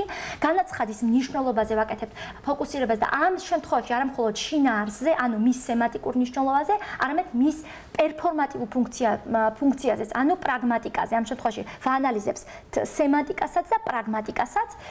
გვაინტერესებს შემდეგ დონეზე ტექსტის მთლიანობა, ანუ მის უფრო ფართო მოდელებთან დაკავშირება, სხვა დისკურსების კონტექსტში განხილვა და ბოლოს ტექსტის ძირითადი სტრუქტურა და გზავნილი, რაც ტექსტის შემაჯამებელ ინტერპრეტაციას გულისხმობს. ბოლო და ძირითადი ასპექტი, ყველაზე რთული ასპექტი ტექსტური ანალიზისა, ეს არის, როგორც გითხარით, სოციალური ინტერაქციასა და სოციალურ კონტექსტ შორის ურთიერთმიმართების ახსნა. ამ დონეზე გვაინტერესებს ამ ეტაპზე ხა ძირითადად გვაინტერესებს ის რესურსები, რომლებსაც დისკურსის მონაწილე აქტორები ფლობენ და როგორ ხდება დისკურსის დროს ამ რესურსების წარმოება, კვლავ-წარმოება და ცვლილება. ამ შემთხვევაში დისკურსი განიხილება როგორც სოციალური პრაქტიკა, რომელიც სოციალური სტრუქტურითაა განპირობებული და თავის მხრივ რა გავლენას ახდენს ეს დისკურსი ამ სოციალური სტრუქტურის კვლავ-წარმოებაზე, ან ცვლილებაზე. სოციალური სტრუქტურები აღწერს ძალაუფლებრივ ურთიერთობებს, ხოლო სოციალური პრაქტიკები არის ამ ძალაუფლებრივ სტრუქტურაში სხვადასხვა ტიპის ბრძოლის გზები, ანუ გამოდის, რომ დისკურსი არის ყოველთვის არსებულ სოციალურ სტრუქტურაში ბრძოლის შემადგენელი ასპექტი. ძირითადი ასპექტები, ამიტომ ამ ახსნის დროს, რაზეც კვლევარი აქცევს ამახვილებს ყურადღებას, არის სოციალური, სხვა სოციალური საზღვრელები, ანუ რა სიტუაციური, ინსტიტუციური და სოციალური რესურსები არსებობს ამ პროცესში, რომლებიც მოცემულ დისკურსს უბიძგებს, იდეოლოგიები, ანუ ამ რა რესურსებს აქვს იდეოლოგიური ხასიათი და ბოლოს სოციალური გავლენები. როგორია დისკურსის პოზიცია არსებულ სიტუაციურ, ინსტიტუციურ, სოციალურ სტრუქტურაში, რა აშკარაა თუ ფარული ეს ბრძოლები, ანუ ნორმატულია თუ შემოქმედებითი დისკურსი, რაც გულისხმობს თუ ნორმატულია, ესე იგი ის არსებულ ძალაუფლებრივი იერარქიის კვლავ-წარმოებას ახდენს, თუ შემოქმედებითია, აუცილებლად ცვლის ამ წინააღმდეგობას უწევს და ცვლის ამ სტრუქტურას. მესმის, რომ აღსაქმელად ძალიან სწრაფად ვისაუბრე და ძნელია ამის ეს ერთბაშად გაგება, ამიტომ გადავალ ჩემს კონკრეტულ კვლევაზე, რომელიც ეს ყველაფერი სტრუქტურა ნორმალ-ფერკლოუსი რატომ გაჩვენეთ. მინდოდა მეჩვენებინა, რომ ეხლა წარმოდგენილი კვლევის შედეგები სწორედ ნორმალ-ფერკლოუს მოდელს ეფუძნება და ჩემი კროსკულტურული კვლევების მონაცემების ანალიზისას ის სამი ეტაპი გავიარე, რაზეც წეღან ვისაუბრე. რას ნიშნავს დასავლური წარმოსახვა, რას გულისხმობ აღმოსავლეთ ევროპელთა თავდაცვის სტრატეგიებში და რატომ გადავწყვეტე ამ კვლევის ჩატარება. ეს კვლევა ჩავატარე 2011-12 წლებში, რისთვისაც მადლობას ვუხდი Volkswagen-ის ფონდს, რომელმაც ამ კვლევას ფინანსური მხარდაჭერა და არა მხოლოდ ფინანსური მხარდაჭერა, დიდი იდეოლოგიური მხარდაჭერაც გაუწია და ჩემი კვლევის მიზანი იყო თუ მაინტერესებდა თუ პოსტსაბჭოთა ქვეყნები როგორ ახდენენ, რომელსაც პროევროპული მისწრაფებები ჰქონდათ და აქვთ, ევროკავშირთან ინტეგრაციის პროცესში რა სახის დისკურსებით ოპერირებენ, კერძოდ მე მაინტერესებდა განსაკუთრებით ახალგაზრდების დისკურსები ევროპეიზაციის შესახებ, აღმოსავლეთ გაფართოების ქვეყნებსა და მათ სამეზობლოში. ამისათვის ავიღე აღმოსავლეთ გაფართოების პირველი ტალღა, კერძოდ ნიმუშად ავიღე პოლონეთი, აღმოსავლეთ გაფართოების მეორე ტალღა, პირველი ტალღა აღმოსავლეთ გაფართოების 2004 წელს ჰქონდა ადგილი და 10 ქვეყანა გახდა აღმოსავლეთ და ცენტრალური ევროპის ევროკავშირის წევრი ქვეყანა. მათ შორის პოლონეთი. მეორე ტალღა გაფართოების მხოლოდ 2 ქვეყანას მოიცავდა, რუმინეთს და ბულგარეთს და 2007 წელს, ანუ ზუსტად 3 წლის შემდეგ ჰქონდა ამ გაფართოებას ადგილი და ამ შემთხვევაში ნიმუშად ავიღე რუმინეთი და სამეზობლო პროევროპული მისწრაფებებით ცხადია, რომ ავიღებდი საქართველოს. შესაბამისად მაინტერესებდა თუ ევროკავშირთან დაახლოების ხანგრძლივობა და ინტეგრაციის ხარისხი რა გავლენას ახდენდა თუ ახდენდა ასეთ გავლენას ამ ქვეყნებში მცხოვრები ახალგაზრდების დისკურსებზე ევროპეიზაციის შესახებ. ჩემი სამიზნე ჯგუფი იყო ძირითადად ამ ქვეყნებში მცხოვრები 17-25 წლის ახალგაზრდები, უმეტესად სტუდენტები, თუმცა მინდა ვთქვა, რომ და მათთან ჩავატარე კვლევის მეთოდი ძირითადად მონაცემების მოპოვების იყო სიღრმისეული ინტერვიუები და ფოკუს ჯგუფები ამ ახალგაზრდებთან, თუმცა ასევე გავაკეთე ნარატიული ანალიზი და დისკურსული ანალიზი, ექსპერტების ნარატივებისა, რომლებიც სხვადასხვა მედიის საშუალებით გაჟღერდა, ან მე მქონდა ამ ექსპერტებთან უშუალოდ შეხება და ასე შემდეგ. ანუ ახალგაზრდების ნარატივებს ახლავს ექსპერტული ნარატივების ანალიზიც.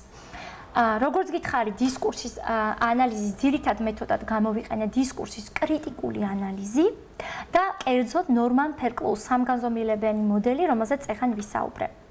ძალიან მოკლედ ვიტყვი კვლევის შედეგების შესახებ. პირდაპირ ვიტყვი ძირითად შედეგს, რაც მგონია რომ ყველაზე საინტერესოა, რომ აღმოჩნდა, რომ ამ სამივე ქვეყანაში ახალგაზრდების დისკურსები ევროპეიზაციის შესახებ საკმაოდ მსგავსია და ევროპეიზაციის მიმართ საკმაოდ ამბივალენტურ დამოკიდებულებას გულისხმობს. ავლენს, რას გულისხმობს ეს ამბივალენტური დამოკიდებულება? აი, თან რო გინდა რაღაცა და თან რო გეშინია რაღაცის. და მე ამას აღვწერ ახლა დეტალურად. რაც და ეს გარკვეულწილად აღმოჩნდა, რომ დამოკიდებული არის ეგრეთ წოდებულ დასავლურ წარმოსახვაზე. ამიტომ ჩემი ძირითადი საკვლევის შეკითხვა გახდა, თუ როგორია ეს დასავლური წარმოსახვა და რა გავლენას ახდენს ეს დასავლური წარმოსახვა ამბივალენტური იდენტობების ფორმირებაზე აღმოსავლეთ გაფართოების ქვეყნებსა და მათ სამეზობლოში. რას ნიშნავს დასავლური წარმოსახვა? ძალიან მარტივია, როგორ უყურებს დასავლეთ ევროპა მის აღმოსავლეთით მყოფ ქვეყნებს და რა დისკურსულ სტრატეგიებს იყენებს მათ მიმართ. შესაბამისად, რა დისკურსული საპასუხო სტრატეგიები აქვთ აღმოსავლეთ ევროპის ქვეყნებს დასავლურ წარმოსახვასთან მიმართებით. დისკურსები, რომლებიც მე გავაანალიზე, პოლიტიკოსების დონეზე პირველ რიგში და ექსპერტების დონეზე და აგრეთვე რაც გამოვლინდა ახალგაზრდებთან ინტერვიუების საფუძველზე, შეგვიძლია მათი კლასიფიცირება მოვახდინოთ ორ ძირითად დისკურსად დასავლური წარმოსახვის. ერთი არის ეგრეთ წოდებული სტიგმატიზაციის გამომწვევი დისკურსი და მეორე არის ეგრეთ წოდებული განმანათლებლობის დისკურსი. ნუ ჩემი სახელწოდებებია ცხადია და შევეცადე რომ მაქსიმალურად კარგად აღმეწერა ამით თვითონ ამ დისკურსების არსი. ორივე ტიპის დისკურსი გარკვეულ სტიგმატიზაციას გულისხმობს, ცხადია. თუმცა რა განსხვავება მათ შორის და რაში ვლინდება ეს დისკურსები. სტიგმატიზაციის გამომწვევი დისკურსის თვალსაჩინო ნიმუშად მიმაჩნია მაგალითად მარია ტოდოროვას კვლევა. სანამ ამ კვლევაზე ვიტყოდი, პირველი განსაზღვრა ამ სტიგმატიზაციის გამომწვევ დისკურსს სტიგმატიზაციის გამომწვევი დისკურსი იარიყის შედეგია, რომელსაც დასავლეთი ნებით თუ უნებლიეთ მიაკრავს აღმოსავლეთ ევროპას და აღმოსავლეთ პერიფერიას ევროკავშირისა და ამის ნიმუშია, როგორც გითხარით, მარია ტოდოროვას მე დავარქვი ამას სხვად მიჩნევის დისკურსი, othering discourse, როგორც მარია ტოდოროვა უწოდებს.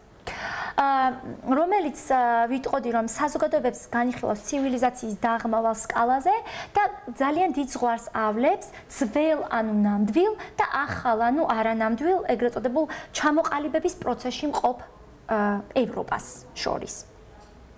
არსებობს კიდევ ერთი ნაირსახეობა სტიგმატიზაციის გამომწვევი დისკურსისა და ეს არის ეგრეთ წოდებული ასიმეტრიული დისკურსი, რომელიც არაერთი აღმოსავლეთ და ცენტრალური ევროპელი ექსპერტის ნაშრომში და ნარატივში ვლინდება და ამის თვალსაჩინო ნიმუშად წარმოვადგენდი, როგორც ზემოთ მარია ტოდოროვას შემთხვევაში, ატილა მელეგის კვლევას, რომელშიც ის ავლენს East-West Slope ქვია ამ კვლევას. რომლის საფუძველზე შეგვიძლია დავასკვნათ, რომ ასიმეტრიული დისკურსი გულისხმობს, რომ თუ არ ხარი უნივერსალური ერთობის წევრი, ამ შემთხვევაში ევროკავშირის ამოდი ვიტყოდი, რომელიც გარკვეულ ნორმატულ სტანდარტადაც კი განიხილება, მასზე ასიმეტრიულად დამოკიდებული ხდები და ვთქვათ, იმას შეუძლია გამოიყენოს სხვადასხვა სახის პირობითობა შენს მიმართ, იქნება ეს სასჯელის თუ ჯილდოს სახი და შენ უნდა შეასრულო რაღაც ბეჯითი მოსწავლის როლი, რომელიც ამ პირობებს იცავს ზედმიწევნით და მიყვება მის დირექტივებს. რა თავდაცვითი სტრატეგიები არსებობს აღმოსავლეთ ევროპაში ამ ორი დისკურსის წინააღმდეგ, კერძოდ სტიგმატიზაციის დისკურსის შემადგენელი ქვედისკურსის, სხვადმიჩნევის და ასიმეტრიული დისკურსის წინააღმდეგ. სხვადმიჩნევის წინააღმდეგ სტრატეგიას ისევ მარია ტოდოროვა აღწერს არაჩვეულებრივად ბალკანეთის მაგალითზე, თუ როგორ უყურებს დასავლეთ ევროპა ბალკანელებს და რა საპასუხო სტრატეგია აქვს ბალკანელებს. ის საუბრობს თუ როგორ ხდება ამ სტიგმის პროექცია სხვა, უფრო აღმოსავლეთით მდებარე ქვეყნებზე და მათი ორიენტალიზაცია და იმავდროულად საკუთარი თავის ოქსიდენტალიზაცია, ანუ ვიღაცის დასავლეთად წარმოჩენა. ამის თვალსაჩინო ნიმუშია ჩემი კვლევიდან რომ ავიღოთ და ორი ჩემი სამიზნე ქვეყანა ავიღოთ, პოლონეთი, ამ შემთხვევაში და რუმინეთი, თვალსაჩინო ნიმუშია პოლონელების მიერ ლობირება უკრაინისა, რომ მაქსიმალურად დაუახლოვდეს ევროკავშირს და რუმინელების მიერ მოლდოვას ლობირება, სამწუხაროდ ჩვენ ასეთი ლობი არ გვყავს, რომ დაუკავშირდეს ევროკავშირს. რატომ მიმაჩნია ამ ტიპის სტიგმის პროექციის ნიმუშად, როგორი ალტრუისტულიც არ უნდა იყოს მათი მოსაზრებები, წინა გამოცდილება გვაჩვენებს, რომ აქ ძალიან მნიშვნელოვანი პრაგმატული მოსაზრებაც არის ჩადებული. კერძოდ, აღმოსავლეთ გაფართოების პირველი ტალღის შემდეგ, როცა პირველი 10 ქვეყანა გახდა, მათ შორის პოლონეთი, ევროკავშირის წევრი ქვეყანა, ამ ქვეყნებზე მოვიდა ძირითადი დარტყმა დისკურსული, რომ ეს ქვეყნები არიან ნაკლებ ცივილურები, რომ აი დასავლეთ ევროპას შეუერთდა პოსტკომუნისტური 10 ქვეყანა, რომელიც ღმერთმა იცის ახლა რა შედეგებს მოუტანს ცივილურ სამყაროს და ძალიან ხშირად გვევლინებოდნენ ისევ და ისევ პოლონელების მაგალითზე რა ვთქვათ, პოლონელები ან უსაქმურების სახით ხშირად იყო ეს დისკურსი, ან სანტექნიკების სახით, რომ აი პოლონელები არაფერში გამოდგებიან გარდა იმისა, რომ არიან სანტექნიკები და არიან უსაქმურები. ცხადია უკვე გამოუსადეგარი, პირველს გამოიყენებ, მეორე უსაქმური გამოუსადეგარია იმ თავითვე, ხო? და მსგავსი დისკურსები იყო ჩეხებთან დაკავშირებითაც, ბალტიისპირებთან, ანუ სტერეოტიპები მრავლად იყო. თუმცა გამოცდილება გვიჩვენა, რომ ეს დისკურსული დარტყმა შენელდა მნიშვნელოვან წილად, როცა 2007 წელს ევროკავშირს შეუერთდა ორი ქვეყანა აღმოსავლეთ გაფართოებისა, რუმინეთი და ბულგარეთი. ამის შემდეგ ევროკავშირის ძირითადი რიტორიკული დარტყმა წამოვიდა ამ ორი ქვეყნის მიმართულებით და უკვე აღარ ახსოვდათ იმდენად პოლონეთი, ჩეხეთი, უნგრეთი და ბალტიისპირეთი, რამდენადაც ძირითადი ფოკუსი გადავიდა არაცივილიზებული ქვეყნების კონტექსში, რუმინეთზე და ბულგარეთზე, რომ აი რა უბედური ქვეყნები შემოერთა ევროკავშირს, ეხლა რაღა ეშველებათ, ეხლა კიდევ გაუარეს და უფრო მდგომარეობა და ასე შემდეგ, ხო? შესაბამისად, არავის არ უნდა ცხადია თუნდაც ამ მაგალითიდან, რომ იყოს აი სუბოლო ახალი გაფართოების ტალღის წევრი და რაც თავარია, არავის არ უნდა რომ იყოს ევროკავშირის უკიდურესი აღმოსავლეთი პერიფერია. ეგრეთ წოდებული ბუფერული ზონა და ცხადია რომ რაც უფრო მეც მოიმატებ აღმოსავლეთი დაიმატებ წევრებს, მით უფრო ევროკავშირის შუაგულისკენ გადაინაცვლებ. ხო? და მით უფრო ნაკლები დარტყმა მოვა შენზე როგორც პერიფერიაზე. ამიტომ როგორი ალტრუისტულიც არ უნდა იყოს ერთი შეხედვით პოლონეთის და რუმინეთის мотиваცია რომ ხელი შეუწყოს მაქსიმალურად უკრაინის და მოლდოვას ევროკავშირთან დაახლოებას ამ შემთხვევაში ძალიან მნიშვნელოვანი პრაგმატული მოსაზრება არის ჩადებული ის რომ აღარ იყვნენ ეს ქვეყნები ევროკავშირის უკიდურესი აღმოსავლეთი პერიფერია და მოდი დისკურსული დარტყმები აწი გადავიდეს კიდევ უფრო ნაკლებად ცივილურ კიდევ უფრო აღმოსავლეთი მდებარე ქვეყნებზე, როგორიც არის კიდევ უფრო საბჭოური და კიდევ უფრო პოსტკომუნისტური წარსულის მქონე ქვეყნები, ვინაიდან ესენი უკვე რეალურად საბჭოთა კავშირის შემადგენლობაში შემავალი რესპუბლიკები იყო, უკრაინა და მოლდოვა. რაც შეეხება ასიმეტრიულ დისკურსს, მის წინააღმდეგ ძირითადი სტრატეგიაა ევროპული სტატუსის მოპოვების მცდელობა, იმიტომ რომ გახსოვთ ალბათ წინა სლაიდიდან, რომ ძირითადი დარტყმა, ამ სლაიდიდან ძირითადი აქცენტი იყო, რომ აუცილებლად ამ უნივერსალური ერთობის წევრი უნდა ყოფილიყავი, რომელიც გარკვეულ ნორმატულ სტანდარტადაც კი მიიჩნეოდა და ცხადია, რომ ყველას უნდა რომ ამ უნივერსალური ერთობის წევრი იყოს. ამ შემთხვევაში ქართველების დისკურსების მაგალითს მოვიყვან, რას სხვადასხვა დონეზე როგორ შეიძლება ვცადოთ ამ ერთობის წევრობის ხაზგასმა. დისკურსულ დონეზე ზემოხსენებული მე ვარ ქართველი და მასშტაბზე ვარ ევროპელი. ისტორიულ ფაქტებზე აპელირების დონეზე მზია და ზეზვა როგორც პირველი ევროპელები, ან კულტურულ მემკვიდრეობაზე აპელირების დონეზე, მაგალითად საქართველო როგორც ერთ-ერთი პირველი ქრისტიანული ქვეყანა, რაც მისი ევროპულობის უტყუარი ნიშანია. ხო? ახლა მეორე დისკურს რომ მივყვეთ, სტიგმატიზაციის დისკურსზე ვისაუბრეთ და განმანათლებლობის დისკურსზე რო გადავიდეთ, რომელიც აგრეთვე გულისხმობს სტიგმას, როგორც გითხარით. განმანათლებლობის დისკურსის თანახმად, ანუ ეს გარკვეულწილად პოზიტიურ სტიგმატიზაციას გულისხმობს, რადგან მის თანახმად ევროპას და ამ შემთხვევაში ჩვენ შემთხვევაში ევროკავშირს აქვს ეგრეთ წოდებული კულტურული მისია, რომ ევროპული ღირებულებების კულტივაცია მოახდინოს მათში, ვისაც აქვს პრეტენზია დემოკრატიულ სახელმწიფოდ ყოფნაზე. ამდენად ევროპეიზაციის პროცესი ამ ქვეყნების მოდერნიზაციის მთავარ მექანიზმად მიიჩნევა. ამ დისკურსს ხშირად აქვს ხოლმე ცივილიზაციის დისკურსის სახე, აი ნორბერტ ელიასის სიტყვები რომ გამოვიყენოთ და ვინაიდანაც მისი ძირითადი მხარდამჭერები ხშირად არიან ხოლმე ადგილობრივი ელიტის წარმომადგენლები, ამიტომ ლოკალურად ხშირად ელიტურ დისკურსადაც კი გვევლინება ხოლმე. და მრავლადაა უხვადარი აღწერილი აღმოსავლეთ და ცენტრალური ევროპის კვლევართა ნაშრომებში, თუ როგორ ცდილობენ ადგილობრივი პოლიტიკური და ინტელექტუალური ელიტის წარმოადგენლები ფართოდ გავრცელებას იმ დისკურსისა, რომ ევროპას მოაქვს ტოლერანტობა და წესრიგი მათ არეულ და ქაოტურ ქვეყნებში და როგორ ეხმარება ეგრეთ წოდებული ახალი ევროპის ქვეყნებს ადგილობრივი ეთნიკური ნაციონალიზმის დაძლევაში, რაც ცხადია, რომ იმთავითვე ნეგატიურ კონტექსტში არის წარმოჩენილი. ამ დისკურსისთვის წინააღმდეგობის გაწევის სტრატეგიასაც მრავლად იხილავთ ისევ და ისევ აღმოსავლეთ და ცენტრალური ევროპელ მკვლევართა ნაშრომებში. ამის საილუსტრაციოდ გამოდგება ტომეულები აღმოსავლეთ ევროპელ მკვლევართა იმის საჩვენებლად, რომ რეალურად აღმოსავლური და დასავლური ნაციონალიზმი ერთმანეთისგან სულაც არ განსხვავდება, როგორც ამას გავრცელებული სტერეოტიპები გვიჩვენებს, ან ტომეულები დასავლეთ ევროპელ მკვლევართა იმის საჩვენებლად, რომ ევროპასა და აღმოსავლეთ და დასავლეთ ევროპას შორის არსებული საზღვრები არის სოციალურად კონსტრუირებული, ამიტომ ძნელად მოსაშლელია, ვინაიდან არის წარმოსახვითი, ხო და არა ხელშესახები. რა სტრატეგიებს იყენებენ არა ექსპერტები, ანუ პოპულარულ დონეზე ადამიანები და ეს იქნება ჩემი ბოლო სლაიდი. და რაც ვლინდება ჩემი კვლევიდან. ანუ უშუალოდ ჩემი რესპონდენტების ნარატივებიდან, რომლებიც დისკურსის კრიტიკული ანალიზის საფუძველზე გავაანალიზე. ორი ძირითადი სტრატეგია გამოვლინდა და ვიტყოდი, რომ ეს ორი არის უკიდურესი ორი პოლუსი. და იდეალური ტიპებია ფაქტობრივად ძალიან იშვიათია, რომ ზუსტად აქ მოხვდეს ნარატივი, მაგრამ ახლოა ერთ-ერთი ამ პოლუსიდან რომელიმესთან. პირველი არის რადიკალური ემიგრაცია და კულტურული ამნეზია და მეორე უკიდურესი პოლუსი არის მგზნებარე ნაციონალიზმი და ეგრეთ წოდებული ჰიპერბოლური სიამაყე. რაში ვლინდება ეგრეთ წოდებული რადიკალური ემიგრაცია და კულტურული ამნეზია და ჩემი კვლევიდან ამის ნიმუშად შეიძლება გამოვიყენოთ, დავიწყებ პოლონელებით.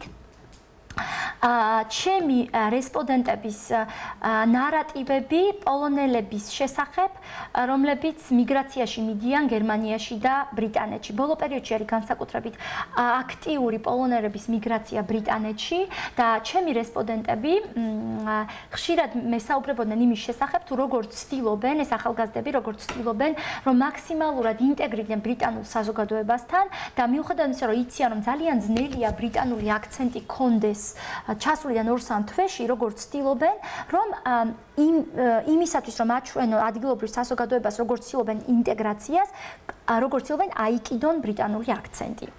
უფრო მეტიც მათ ისიც კი გამიმხილეს, რომ თავისიანებთან, პოლონელებთან საუბრის დროსაც კი ბრიტანეთში ისინი ცდილობენ ბრიტანული აქცენტით ისაუბრონ პოლონურად.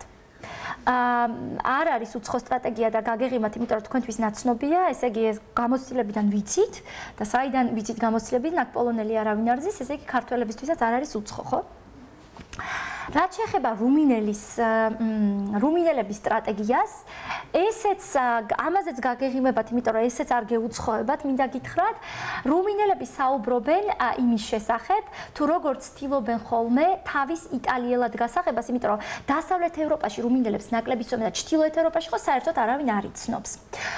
მათი დადებითი, ამ შემთხვევაში მათი უპირატესობა ისაა, რომ რუმინული ენა ვიცით რომ ლათინური ენაა და ამიტომ ძალიან ახლოს დგას იტალიურთან, იტალიური ან ლათინური საფუძველი აქვს და ისინი იტალიაში რო ჩადიან, 3 თვეში უაქცენტოდ სწავლობენ იტალიურს. ძალიან მარტივია რუმინელებისთვის იტალიური სწავლა. და ამიტომ ძალიან ბევრი რუმინელი მიგრაციაში მიდის იტალიაში და შემდეგ ხშირად დასავლეთში სხვა ქვეყნებში რომ მიდიან, ან ჩრდილოეთ ევროპაში თუ წავალთ ხომ თლად კარგიო, იტალიელებად ვასახებთ თავსო. რამდენიმე რესპონდენტი გამომიტყდა, რომ უფრო მეტიც იმდენად გავთავხედდითო, რომ იტალიაშიც კი იტალიელებად ვასახებთ ხოლმე თავსო. არ გავამახვილებ ყურადღებას ქართველების მსგავს სტრატეგიებზე, თუმცა ესეც არ უნდა იყოს თქვენთვის რაღაც უცხო ფენომენი და ალბათ გეცნობათ, ხო? რაც შეეხება მეორე პოლუსს, მგზნებარე ნაციონალიზმს და ჰიპერბოლურ სიამაყეს, აქ რომ არ ვიცოდეთ, რომ ეს არის იგივე ნარატივები, რასაც ახლა აქ ხედავთ ეკრანზე, დამახასიათებელია პოლონელებისთვის და რუმინელებისთვის, ალბათ გეგონებოდათ, რომ ქართველის ნარატივს უსმენთ. ქართულ რაღაც ნაციონალურ მგზნებარე ნაციონალიზმით ახსავსე ქართველის ნარატივს. რა ნარატივები გამოვლინდა, რომელიც ახლო ამ პოლუსთან და რაზეც საუბრობენ აგრეთვე ჩემი რუმინელი და პოლონელი რესპონდენტები და არა მარტო რესპონდენტები. სხვათა შორის, როცა გავაანალიზე რუმინელი და პოლონელი პოლიტიკოსების ინგლისურ ენაზე გამოსვლები, აი ევროპარლამენტში და ასე შემდეგ, იქაც მსგავსი ნარატივები გამოიკვეთა. 4 ძირითადი ნარატივი, რომელზეც მინდა გავამახვილო ყურადღება და განსაკუთრებით ეს 4 ამოკრიბე, იმიტომ რომ ძალიან გავს ქართულ ნარატივებს, ქართულ დისკურსებს. პირველი, ეროვნული თვისებების ზედმეტად ხაზგასმა, რაც ქართველობას, პოლონელობას თუ რუმინელობას გამორჩეულ მახასიათებლად წარმოაჩენს. აგრეთვე და მჭიდრო კავშირშია ამ ნარატივთან საკუთარი გამორჩეულობის თუ რჩეულობის ხაზგასმა, აღმოჩნდა რომ თურმე მარტო ქართველს არ ქონია ნარატივი, რომ საქართველოს ღვთისმშობლის წილხვედრი ქვეყანაა, მოისმინეთ აბა რუმინელები და პოლონელები რას ამბობენ, მსგავსი ნარატივები, წმინდანების დიდი რაოდენობა ამ შემთხვევაში ჩამოთვლილი და აუცილებლად ისევ და ისევ ამ რჩეულობაზე ხდება ხაზგასმა. ძალიან მნიშვნელოვანი სტრატეგია, როცა ვერ ხარ მთლად წარმატებული აწყოში და თან იცი რომ ვერ ხარ წარმატებული, დია წარსულზე ფოკუსირება და თანამედროვე წარუმატებლობების კომპენსატორად მისი მიჩნევა. სხვათა შორის ევროპარლამენტში ყურადღება მივაქცია არა მარტო რუმინელების, არამედ ბულგარელების ნარატივსაც და აქ თვალში მომხვდა ისეთი ფრაზა, რომ სად იყო ევროკავშირი, როცა ბულგარეთი ჯერ კიდევ უკვე კულტურას ქმნიდა და ამ ნარატივებს ავრცელებდა. მსგავსი სხვათა შორის ნარატივი რუმინელებისთვისაც არის დამახასიათებელი და ცოტა მოკრძალებით, მაგრამ ძალიან ახლოს დგომი ნარატივები პოლონელებისგანაც გაჟღერდა. და ძალიან მნიშვნელოვანი სამივე ერის წარმომადგენლებისთვის დამახასიათებელი ნარატივი შიში, რომ ეროვნული იდენტობა საფრთხე ემუქრება გარედან შემოსული სხვადასხვა პროცესის გავლენით, იქნება ის გლობალიზაცია თუ ამ კონკრეტულ შემთხვევაში ევროპეიზაცია. და მინდა გითხრათ, რომ გარყვნილი დასავლეთის ნარატივი და დისკურსი არ ყოფილა მხოლოდ ქართველებისთვის ჩვეული, არამედ პოლონელებსა და რუმინელებსაც ძალიან ეშინიათ გარყვნილი დასავლეთისა, რომელიც დასავლურ ღირებულებებს ავრცელებს, რომელიც არ არის თქვათ მათთვის ჩვეული და შეიძლება მათ ეროვნულ იდენტობაზე მნიშვნელოვანი ნეგატიური გავლენა მოახდინოს. ამ ყველაფრის გათვალისწინებით არ არის გასაკვირი სწორედ იმ ამბივალენტობის გამოვლენა ამ ადამიანების დისკურსებში, რასაც ზემოთ ვისაუბრე.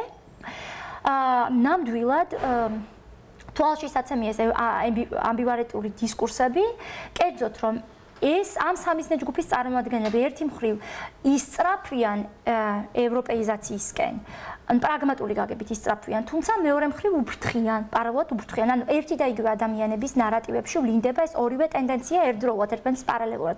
თან მინდა, თან ვისწრაფვი, პრაგმატული გაგებით, თან ვუფრთხი იდენტობის დაკარგვის შიშით. დიდი დრო წავიღე, აგავჩერდები, დიდი მადლობა ყურადღებისთვის. მზად ვარ თქვენ შეკითხვას მოვისმინოთ. დიდი მადლობა პრეზენტაციისთვის. უბრალოდ მაინტერესებს ეს თქვენ გამოკითხეთ 17-დან 25 წლამდე ახალგაზრდები, ხო? ანუ შერჩევას როგორი იყო, ანუ ვინ გამოკითხეთ, თუ შეგიძლიათ მითხრათ? კი, გეტყვით ახლავე. როგორც გითხარით, დასაწყისში ეს იყვნენ ძირითადად უნივერსიტეტის სტუდენტები.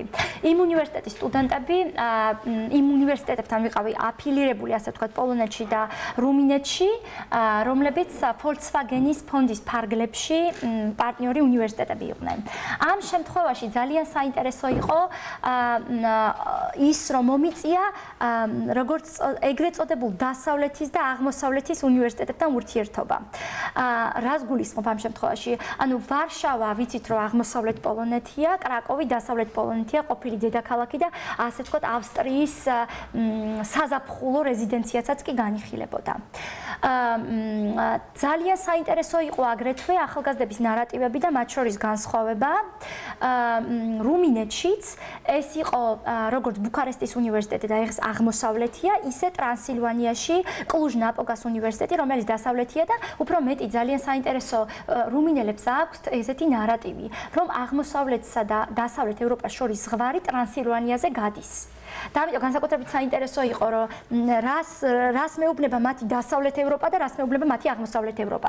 პოლონელები ძალიან ხშირად თავის დისკურსში საკუთარ თავს წარმოაჩენდნენ როგორც ცენტრალურ ევროპას, ანუ აღმოსავლეთ ევროპას საკუთარ თავს არ მოიხსენიებდნენ და ეს ცხადია, რომ ზემოხსენებული othering discourse, ანუ სხვადყოფნის დისკურსისგან გაქცევის სტრატეგიაა, რომ საკუთარი თავი უფრო დასავლეთით გადაწიო და ვიღაცის დასავლეთად წარმოაჩინე, ხო? ანუ ცენტრალური ევროპა რო გახდები, აღმოსავლეთი არ ახარ და თითქოს ამით უფრო უახლოვდები ნამდვილ ევროპას. და საქართველოს შემთხვევაში ამ შემთხვევაში ცოტა მრავალფეროვანი გამოვიდა, უფრო ჩემი სამიზნე ჯგუფი გასაგებია მარტივად, იმიტომ რომ ბევრად უფრო მეტი ახალგაზრდა და ბევრად უფრო ფართო სპექტრი იყო ჩემთვის ხელმისაწვდომი. ამ შემთხვევაში საინტერესო ის იყო, რომ მე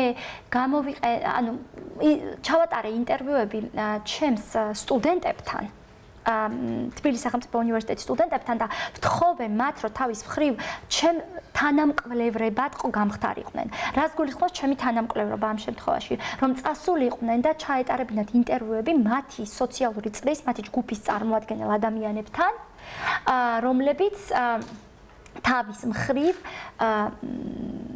წარმოაჩენდნენ მათთან უფრო თავისუფლად ჩემს გარეშე არსებულ დისკურსებს. და მე მოვახდინე როგორც ჩემი სტუდენტების დისკურსების ანალიზი, ისე მათი მეგობრების დისკურსების ანალიზი და ისე მათი კომენტარის ანალიზი, მათ მეტაანალიზი, ანუ მათ მიერ გაანალიზებული მათი მეგობრების დისკურსების ანალიზი. პირველში ძალიან მადლობა, ძალიან საინტერესო იყო როგორც თეორიული ნაწილი, ასევე ემპირიული ნაწილი და შედეგები. მე მაქვს რამოდენიმე კითხვა დავიწყებ უფრო თეორიიდან. ანუ აი გოფმანის კოდების გადართვაზე როცა ხდება მაგალითად. ანუ ყოველთვის ვიზა მიმართულია, ანუ არ შეიძლება ანეკდოტი იყოს. ყოველი კონტექსტუალურად და გარდათ. კი. ჯერ ამას ვუპასუხებ, ხო? მაშინ რადგან აქ ვართ. არა, და მაგალითად გოფმასვე მოყავს კვლევა ნორვეგიელი გოფმანი ეფუძნება მისი კოლეგების კვლევას ნორვეგიაში. ნორვეგიის ერთ-ერთ რეგიონში, რომლისთვისაც დამახასიათებელია, ასე ვთქვათ, ეს რეგიონული სლენგი, თუ რეგიონული აქცენტი. და როგორ არაცნობიერად შეიძლება ცვლა ლიტერატურულ ნორვეგიულსა და ამ კუთხის სლენგ შორის მოხდეს იმის მიხედვით თუ რას ვაკეთებთ. მაგალითად, ეს კვლევრები აკვირდებოდნენ თუ აი ბანკში თანამშრომელი როცა მივა და საბანკო ოპერაციას ახორციელებს, ეს ხო ფორმალური პროცედურაა.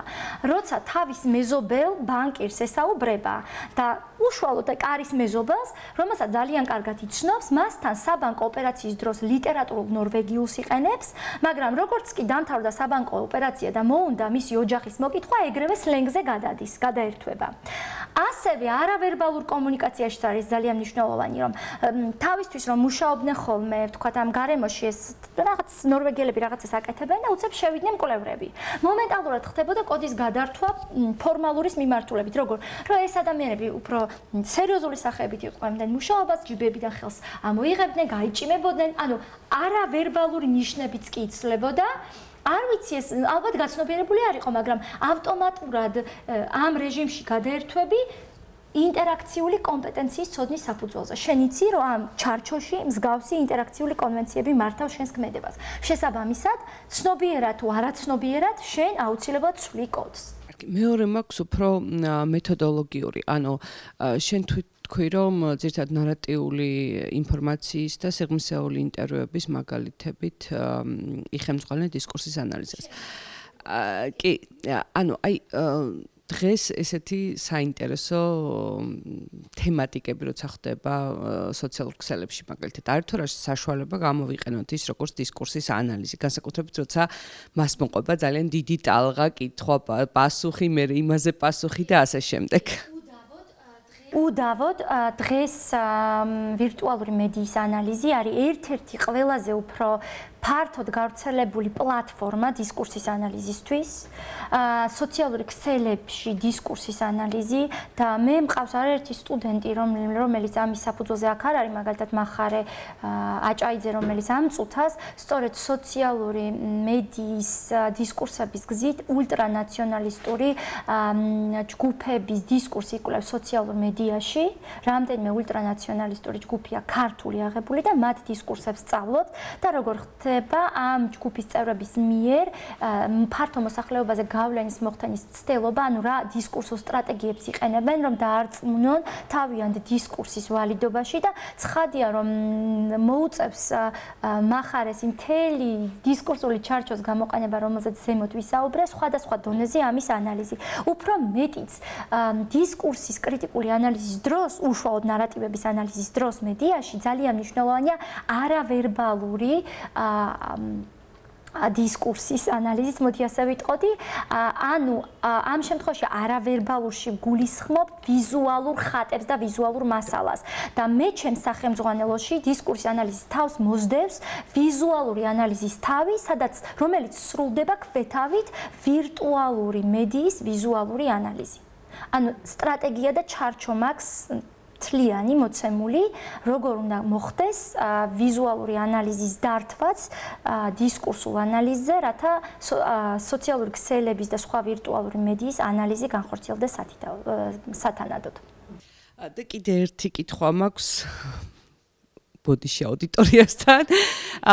აი, როდესაც ძალაუფლების გავლენებზე საუბრობდით დისკურსის დროს, რა ხდება, როდესაც სხვადასხვა წყაროა ძალაუფლების, ანუ აი განსაკუთრებით სექსუალობასთან დაკავშირებით მომივიდა მაშინვე ანალოგი, ძალაუფლებას ფლობს ჩვენ შემთხვევაში ეკლესია, განათლების სისტემა, რომელიც ხან პრინციპში ქეთს უხრის ეკლესიას, მაგრამ ხან არა და არის თქვა კიდე პოლიტიკური დისკურსი, აი, როცა სხვადასხვა ძალაუფლების წყაროა, როგორ ბალანსდება ეს ყველაფერი?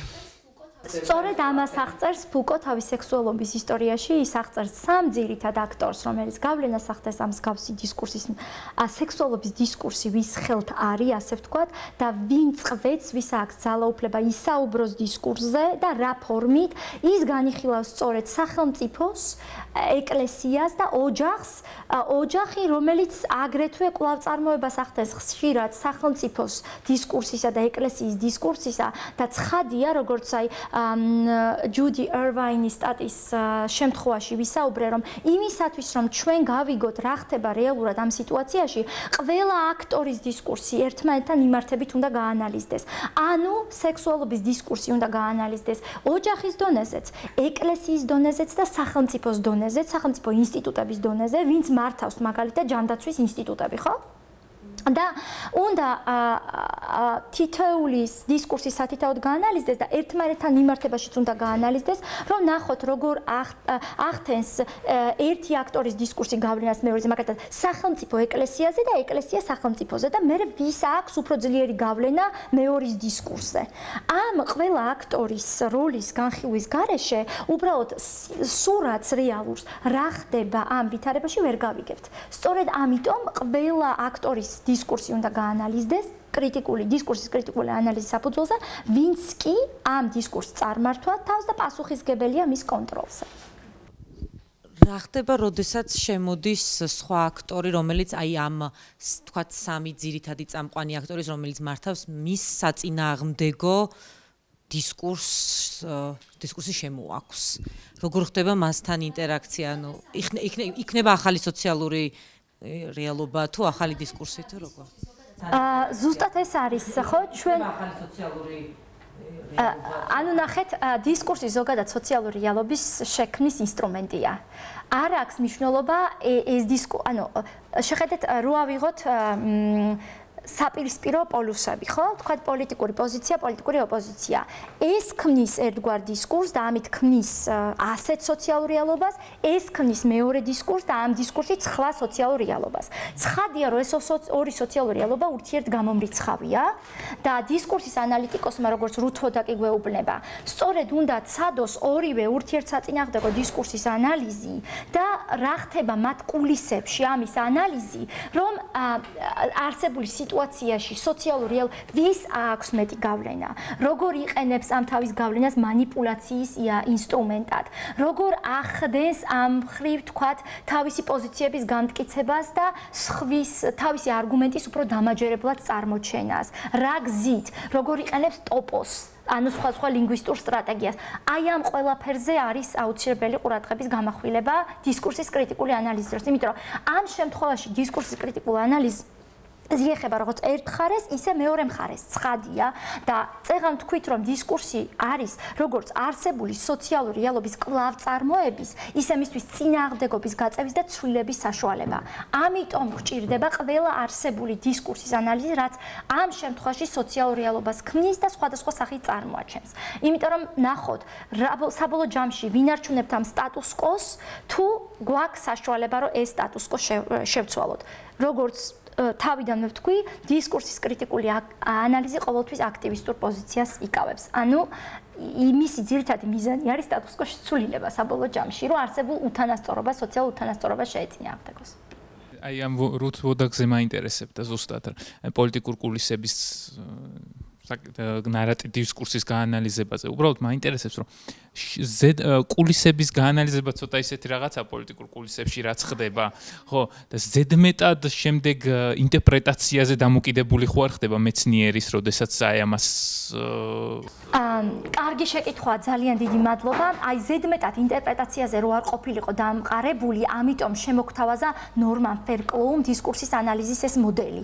და თქვა, რომ აი როგორც ხდება ხოლმე, ხო იცით, მონაცემების სანდოობის შემოწმება. აი ერთი კვლევარი რო გააკეთებს მეორე მესამე და თუ იღებს რაღაცა ერთი და იგივე მეტნაკლებად დისკურსებს ამ შემთხვევაში მონაცემების სანდოობაზე აღარ არის ხო საუბარი, იმიტომ რომ მიცვლება რომ ამ შემთხვევაში მონაცემების სანდოა.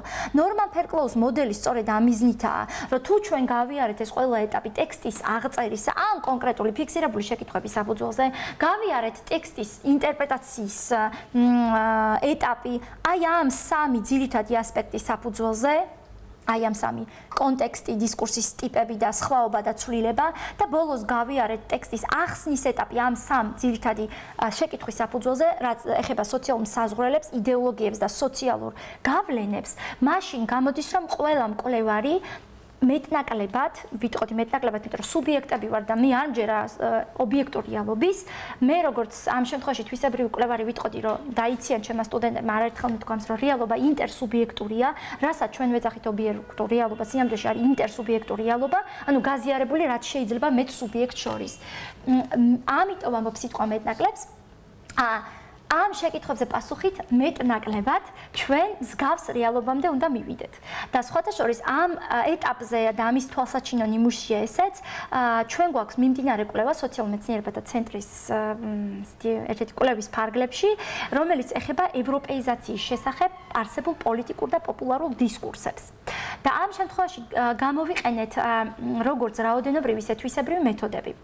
გამოვიყენეთ ახალი მეთოდოლოგია, რომელიც ჩვენთან არ არის გავრცელებული და ბევრმა არ იცის, ეს ამ მეთოდოლოგიას ქვია Q methodology და ამ შემთხვევაში იღებ არსებულ დისკურსებს, ანუ ატარებ თვისებრივ კვლევას, ამ თვისებრივი კვლევებიდან გამოყავს რაღაცა დისკურსები, შემდეგ ამ დისკურსებს იმავე სამიზნე ჯგუფს მიაწვდია, სთხოვ რომ ეს დისკურსები დაალაგოს თავისი მოსაზრებების მიხედვით, მათი თქვათ რანჟირება მოახდინოს მნიშვნელოვნის ან უმნიშვნელოს მიხედვით, რომელსაც ეთანხმება ან სრულიად ძალიან ეთანხმება, სრულიად არ ეთანხმება.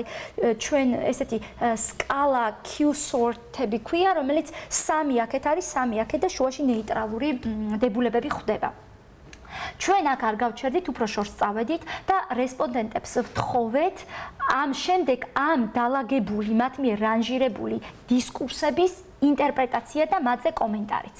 ანუ ფაქტობრივად თვისებრივი, რაოდენობრივი და თვისებრივი მეთოდი გამოიყენება. Q methodology იძლევა ამის საშუალებას, ის არის რაოდენობრივი თვისებრივი მეთოდების ნაკრები, ასე ვთქვათ. და ძალიან საინტერესო ტენდენციები გამოვლინდა ამ შემთხვევაში რატომ არის სანდო ეს მეთოდი? იმიტომ რომ შენ სამიზნე ჯგუფის და ამ შემთხვევაში ამ ეტაპზე მხოლოდ პოლიტიკოსებთან და ექსპერტებთან ჩავატარეთ კვლევები, მეორე სამიზნე ჯგუფი მოსახლეობა და მათთან ფოკუს ჯგუფები შემდეგ წელს უნდა ჩავატაროთ. პოლიტიკოსები და ექსპერტები გვთავაზობენ უკვე წინა კვლევის ფარგლებში, იმიტომ რომ ჩვენ 2014 და 2016-ში ვატარებდით 14-ან 16-ამდე მსგავს კვლევას პოლიტიკურ და პოპულარულ დისკურსებზე. ეს დისკურსები უკვე ამ მოცემული ნარატივიდან წიგნიც გვაქვს ამასთან დაკავშირებით ევროპეიზაციის პერფორმანსზე, რომელიც ელექტრონულად ხელმისაწვდომია სოციალურ მეცნიერებათა ცენტრის ვებსაიტზე. ესე იგი, პოლიტიკური და პოპულარული დისკურსები უკვე გამოვლენილი, ყველაზე მნიშვნელოვანი ამოვკრიბეთ 30 დისკურსი. ეს დისკურსი, 30 დისკურსი იმავე სამიზნე ჯგუფის წევრებს მივაწოდეთ ახლა, ისევ პოლიტიკოსებს და ექსპერტებს და ვთხოვეთ მათი მიერ რანჟირებული ამ დისკურსების ზე კომენტარების და ინტერპრეტაცია რატომ გააკეთეს ეს. და ერთია ნახეთ, რას გვთავაზობს ოფიციალურად როგორ დაალაგა და მეორეა როგორ ახდენს ამ ყველაფრის ინტერპრეტაციას. პროგრამა CanQ, რომელიც ელექტრონულად ხელმისაწვდომია და უფასო ანალიზის პროგრამა აბსოლუტურად ყველასთვის ხელმისაწვდომია ელექტრონულად, გილაგებს და გალაგებინებს და გაჩვენებს როგორ სტატისტიკურ ანალიზს გაკეთებინებს ამ დებულებების და მე შენ პარალელურად მიყვები მათ ინტერპრეტაციას და აკეთებ მათ სიღრმისეულ ანალიზს. და მე ადარებ სტატისტიკურ სიღრმისეულთან და ამ შემთხვევაში გამორიცხულია სუბიექტური ინტერპრეტაცია, იმიტომ რომ ხედავ როგორ იკვეთება სტატისტიკური ანალიზი შენ სიღრმისეულ, ასე ვთქვათ, სუბიექტურ, მოდი ვიტყოდი თუ ინტერსუბიექტურ ინტერპრეტაციებთან. თუ არ არის მეტი შეკითხვები, დიდი მადლობა. დიდი მადლობა.